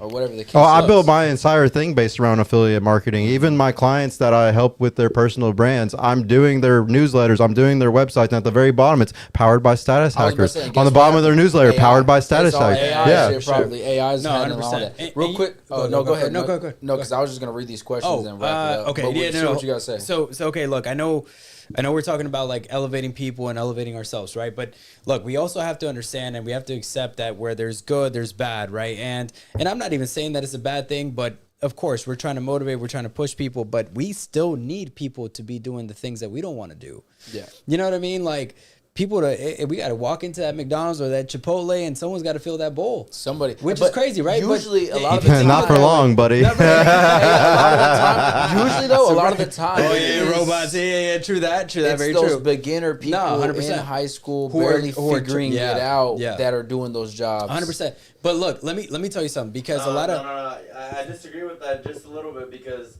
the Hispanic ladies in McDonald's. In Hey, the they be morning- killing Oh, they be it. hooking it up, Boy, dog. they be killing it. They man. give you some good ass service. Hey, I built a relationship with a drive-through lady, man. She Yeah. sees me in the mornings, you know what I'm saying? Well, 50K hey, points, 100K yeah, points, she you throws better. extra ketchup in that, you know what I'm saying? Extra some people, ketchup. some people be acting like they're getting charged for the ketchup. It's crazy. Anyway, so so hear me out, bro. Like, look, and the way you can shift the mindset of like whether you're on the general labor, you're on the skill set, whatever it is. Ultimately, you're still an entrepreneur because what you said, you're getting paid for what you produce. Yeah. Right. So you can be your own business. You can come into a sales position and say, I am my own business because I'm getting paid for what I bring in. Mm-hmm. You see what I'm saying? So Almost like what is yeah. that word? I can't. Instead of people thinking that they're doing a 9 to 5, oh, I got to work through the 9 to 5 and I got to do these hours. No, man, shift that mindset and say, I'm getting paid for what I'm producing.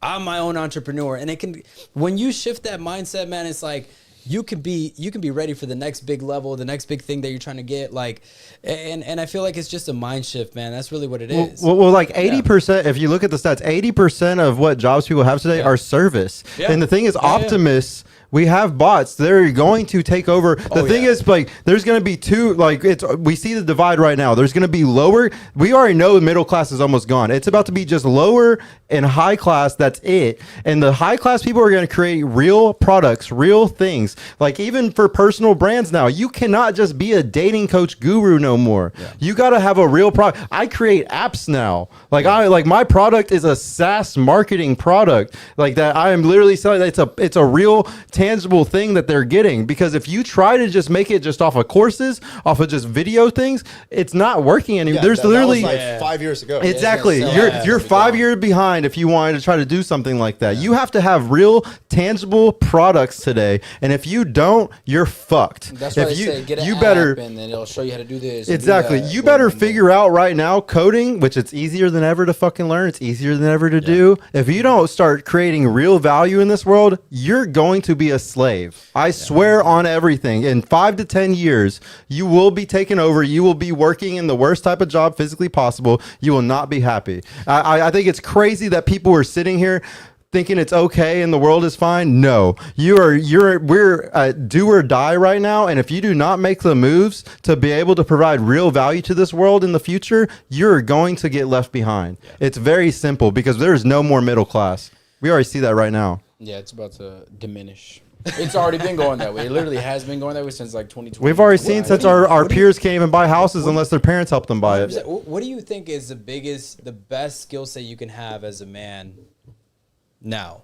Being creative, and then also actually coding, like getting into actually creating real products, whether that's apps, and even that, like I'm telling you, it's going to be based around creators. Like, there's going to be people that barely know coding versus people that have been doing it for 30 years, and they're going to lose to the guy who barely knows it because he's so creative, he's so risk driven, he's so good at just trying and never giving up. This guy's going to create something of value. This guy's never going to create anything because he's been working for 30 years under a company just building what other people told him to build. So it's just, I truly believe that it's just about being as risk taking as possible, as creative as possible, building a personal brand, because personal brands bring on respect, which is what's going to have people. I buy Grego Gallagher's protein and his pre-workout because I like Grego Gallagher. Yeah. And that's what more and more people are going to be buying from people because they respect them and other people respect them pre-selection.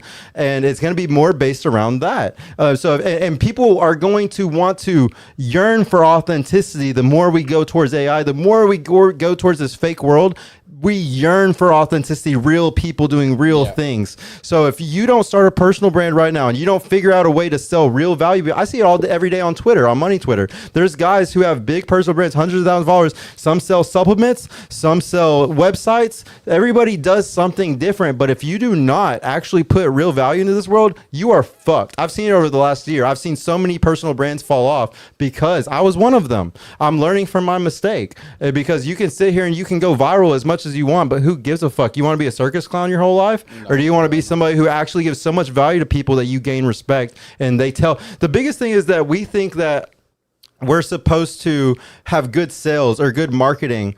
No, read this book called Purple Cow. If you read by Seth Godin, if you read Purple Cow, it's about creating a product that's so good, an offer that's so good, people have to go tell somebody else about it because nothing makes you want to buy something faster than somebody telling you it's a good product. I remember the first time I saw the Apple iPod. I remember it was one of my church friends, and when I saw that, I was like, "This is so dope." But him telling everybody on that bus on our trip to Denver, our church trip, we all wanted to fucking buy an Apple iPod after that. It's one of those things where nothing sells something more than the respect of other people selling your product for you. You don't need to do sales and marketing whenever other people do your sales and marketing for you. Like so the best sales is word of mouth. Yeah, and Nokia fell off on this. They made a badass brick phone. They didn't make anything good after that. They fell off. The thing is with a Purple Cow, that thing that stands out, that's fucking incredible, that everybody wants to go buy, it's hard to consistently do that. Yeah. It's very hard. It's risk. Sometimes you'll do 10 different things before you finally hit on one of them. Hey, and most people don't got the balls to sit there and make 10 things before they hit on one of them. Look at Apple. Same shit every single year, just repeated. They're amazing. Repeated. What do you think is the best skill set a man should obtain? Right now, I think it's mastering your attention. Because that is probably one of the hardest things to do right now because we have so much of everything. Sedations, yeah. But what are you paying attention to? Yeah. And you might be like you don't stick to things long enough to get the skill set to be able to be dangerous, to be able to make it. So you keep jumping off from like you want to do a podcast and then you want to do affiliate and then you want to do Amazon and then you want to do some AI thing and then it is difficult. Yeah. I struggle with that because I love like new things and like the challenge of like the creativity of like coming out with this and this could work and that's something that I'm working through with myself, like working on my calendar. If it's not there, I should not be doing it. Put attention to the things that you actually want to do and fight hard as hell to not let your attention go to some other things because everyone is trying to make money off of you. And whatever you put your attention to, you're just like giving your power away to that person. Even if you think it's free because you're watching a podcast, you're still paying with your time. Yeah. Like you're the client, you're the custer because you're doing ad revenue. The ad pops up, they're making money off of you. No, actually, that's only if you don't have premium. Which they're still making money off you paying for premium. They're still making money off you, bro.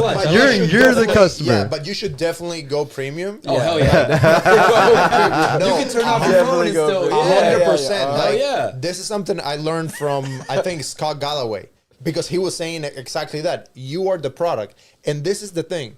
If you want to be all like precious about your like $15 for YouTube Premium, you are giving away the access for someone to put seeds in your brain about what you buy and what you consume and what you think about the world. With those commercials. And that is worth $150 a year to not have someone I agree with messing up with what messaging I'm seeing. I think it's more now. I think 20. I agree with that, but at the end of the day, like you still are paying for that. And like the biggest reason why I preach personal branding so hard is because when you start a personal brand, you can't fucking give up.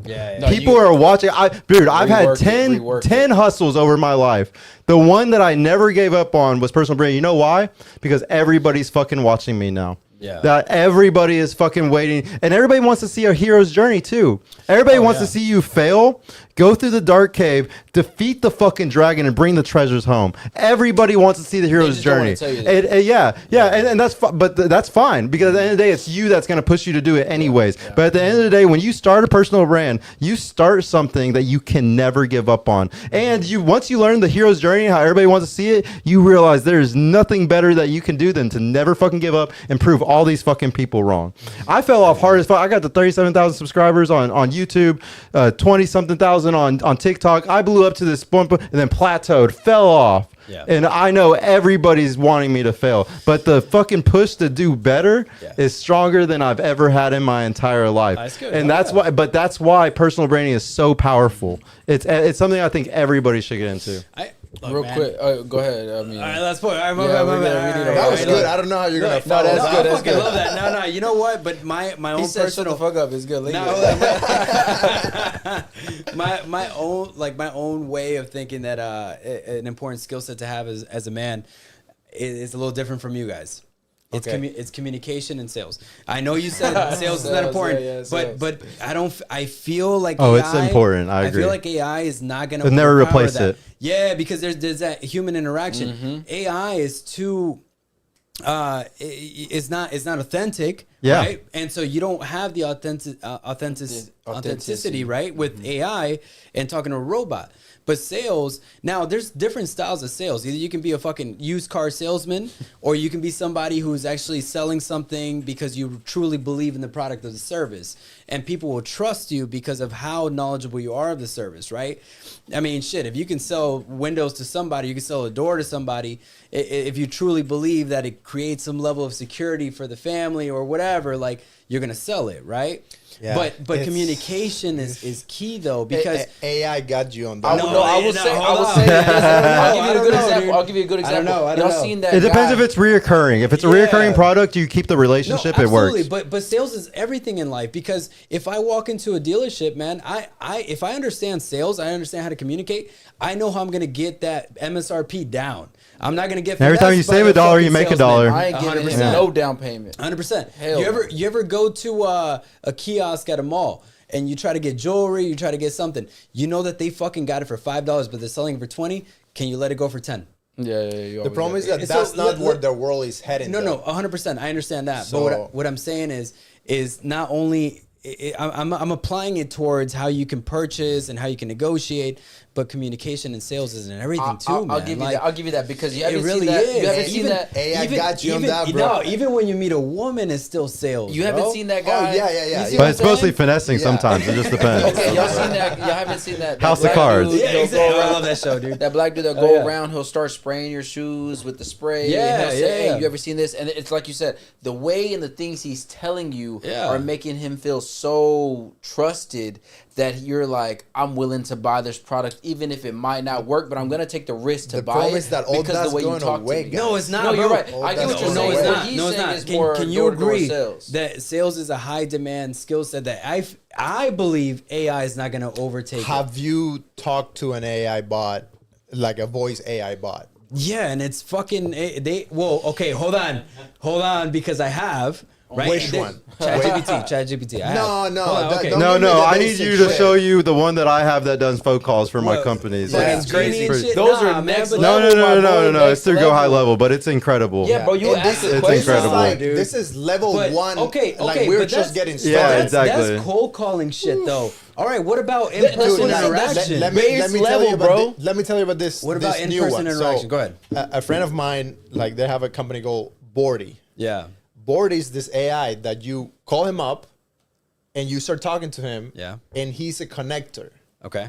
So he's talking every day to thousands of people at the same time, Sure. recording all the conversations. The dude sounds like legit. No, he like, sounds- like he a sounds- cousin from up New York. No, he sounds great, but tell him pull up in an in-person meeting. No, but Go think ahead. about Yeah. how valuable networking is, right? Yeah.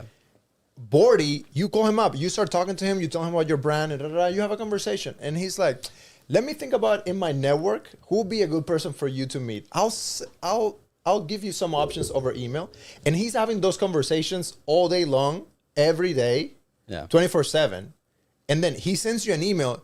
Yo, I think you should meet Sergio. He's also in Dallas. He's very interested in personal branding. I think you guys should meet. And then now he's scheduled up that pull up in He's the scheduled- okay, he's the middleman. And that's switched level it up. one. But That's that's all they level one. needed. Okay, That's what's all they level needed two, was. though? Well, no, You're here's the gonna- thing. I you're agree. gonna bring a It can't fucking- go close. ahead. It cannot Yeah, close, it but can't. it's going to do the setting, and just being a setter, a sales setter, is going to change That's a everything. human going pop. Yeah, because bro, I have setters, and the thing is, manual setters are great, but when AI completely takes over setting, that's what's going to make companies more money is the setting and appointment booking for the closers. Yeah. Don't get me wrong, the closers are going to close the deal, Yeah. but let's be fucking real. The thing that actually brought the money in the door was the setting. Yeah, like But a who good the example. fuck- The closer. But who the fuck is a AI closer? will take the closer. I'm gonna give you a good Yeah. example. AI is taking the closer. Yeah, I'm over gonna give you- time, I'm I gonna give agree, you a yeah. good In example. the next You- 3 years, 5 years, you're gonna have a closer that knows everything about your product, is connected to an automated video generator, and is gonna do a Zoom call,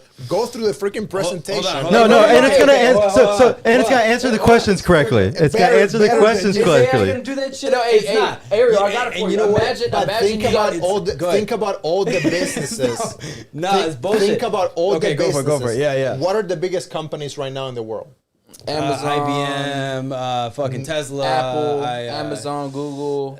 fucking. How much handshaking is happening Probably through the not way that shit. those companies Not are shit. selling? Dude, yeah, people are buying Damn, Teslas bro, without I no don't- salesmen, bro. They're buying it through I'm apps, gonna give you delivered. When I bought my Tesla, Yeah. I didn't talk Same to here. nobody. You didn't talk to nobody until you were about to pick it up, and that's when they called and you were talking to my Yeah, brother. but And I, my brother was like, but "Oh, I pick had it up from already here." put in the deposit. I had Yeah, already yeah, watched all yeah. the videos. For sure. I didn't haggle the price. I was Nah, like, price that's is the the one price. I People want boom. convenience, bro. Yeah. No, I'm gonna give you an AI example. is convenient. Good example. And I Imagine love you You know who communication. started that though? Arbitrage. You ever heard of arbitrage? No. So arbitrage is Amazon basically. So you have fucking products out in China that are shipping shit into to Amazon warehouses, and they're moving it into the consumers, right? So that's really where it started. Now I see your point, but there's nothing like the. And I A personally salesman feel. would say that. I personally would say that. Listen, bro, what Go do for it, you go for think? it. Like, I do film, right? Yeah. I cry a little bit inside every time I see some of this AI generator stuff that Yeah. is like So like good. my whole thing of like I come in on set and I tell the actress Yeah. what to do and the camera comes here and the light and the magic. It's all gone, bro. Yeah, like you write the prompt and the thing makes it like Yeah. it's scary. There's gonna be crazy people making movies, and they're gonna actually do good, and they don't even know anything about film. No, this is the craziest part. You know why Tesla? You don't need a sales guy for Tesla. What I was just talking about. You read Purple Cow. You can have the greatest sales team in the world, the greatest marketing team in the world. If you got a badass product, the people sold it for you. That's why product we're sells willing to just itself. order Yeah, a yeah, Tesla for to sure. our door because we know Product so sells many other itself. people who got a Tesla and are saying, "Bro, this is the greatest car I've ever had. You gotta get one." sells So we can sit here and keep saying, "Oh, yeah, good sales team, good marketing." No, at the end of the day, the best product will always win. Ariel, Fuck you guys, bro. No, hold on. Wait, good example. I'm gonna give you a good example. The cope right now, bro. The copium. Going nowhere. Hey, I'm gonna give you a good example. Let me give you a good example. A good example. The copium, bro. We're Hey, I'm gonna smoking give you a good What are copium. the top 3 companies Here's a again? good example. Here's a good man, example. hell no. When you go to Colombia and you talk to one of the little, you get a nice little good event, and your homie goes out the next week, what are you gonna tell him? Hey, bro, I went to so and so place. I had so and so girl.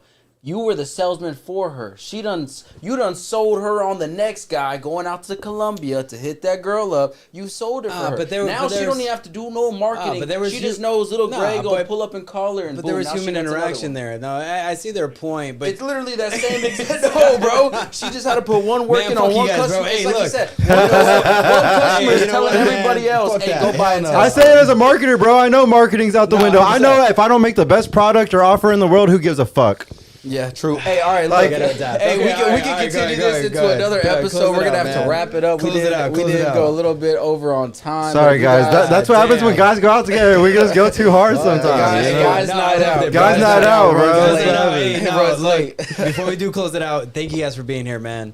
This was a great fucking talk. I feel like we needed that. You know what I'm saying, kind of change up the setting a little bit, and Oh man, we'd love to have you guys back, man. So Yeah. thank you guys, man. Straight Dude, I would love to come back. It's great. I think we give lots of value to men, and we need to always do that as much as possible. I'm telling you, for personal branding and all this stuff, you do way better when you build a community based off value, not based off of clickbait. So 100%. let's do it more. Yeah. What about you? You would come on again? Of course. It depends. I got to check with my AI. Hey, do I have time today? I'm quitting tomorrow. I'm gonna go look for a new skill set, bro. That's what. Yeah. Hey, real quick, somebody did ask, what is divine feminine or divine masculine? I did want to answer that. I would say we do try to provide divine masculine because we are trying to have a lot of these men that are not masculine enough. We're trying to change their ways and, you know, try to help them get to the next level. And maybe we're just going to give them that spark that they needed to where they go ask their mom, not their mom, they ask their dad, they ask their uncle, Kind or of centric somebody else bastard. around them. Hey, how can I do this? How is it providing for the family growing up? Whatever it is, maybe that's the spark that some of these guys need. So we do try to give that divine masculine, which is what one of the people Memphis asked. Yeah, I just want to say though, like when we use language like divine masculine, what does that come from? It's a bunch of women on social media that keep being like, I'm divine feminine, I got divine feminine. It's just, to me, it's just gynocentric speak. It's just women speak. There's no divine masculine, bro. There's just masculine and there's just feminine and just and if we want to sit here and argue over what they are, that's fine. But get the divine out of the fucking word, bro. It's I don't even know what the divine was until people said divine. Divine. What is that? Divine feminine. I'm saying when they give you divine. No, like, I'm saying whatever back you then. need. I'm saying back then when they started bringing up, oh, I'm divine feminine, and are you divine feminine? Then it's like, okay, what the hell is divine feminine? So This you is got to the look it first up. time Yeah, I you got to hear look it up. this. So what, Yeah, what exactly. is this divine? It's been going out. It's like he said. It's like I'm a godly woman, or like I'm a I don't what a divine. What is the definition of that? Godly, Yeah. I guess. But how are they? Is this like a new movement that we don't know about? There is like 55 different movements. It's hard to keep up with all of them. Divine feminine is neck and neck with toxic masculinity. Yeah, They're basically neck and neck the same shit. Bro, just know that it's feminist speak, it's gynocentric speak, it's a bunch of bullshit. Get it out of your heads, guys. I'm sorry. I just trying use to the word feminist. Y'all can't even define feminism and fucking masculinity right. So don't even add divine to it. Hey, Come we on. appreciate you guys. We'll see you on the next you episode guys, of man. Open Discussion. Hey, real quick, Fuck my yeah. bad. Before we let this out, always got a shout out to producer in the back, Producer, Roginator. Mr. Producer. Let's go. Gotta Roger. give the Roginator a shout out. He didn't pull himself up, but it's okay.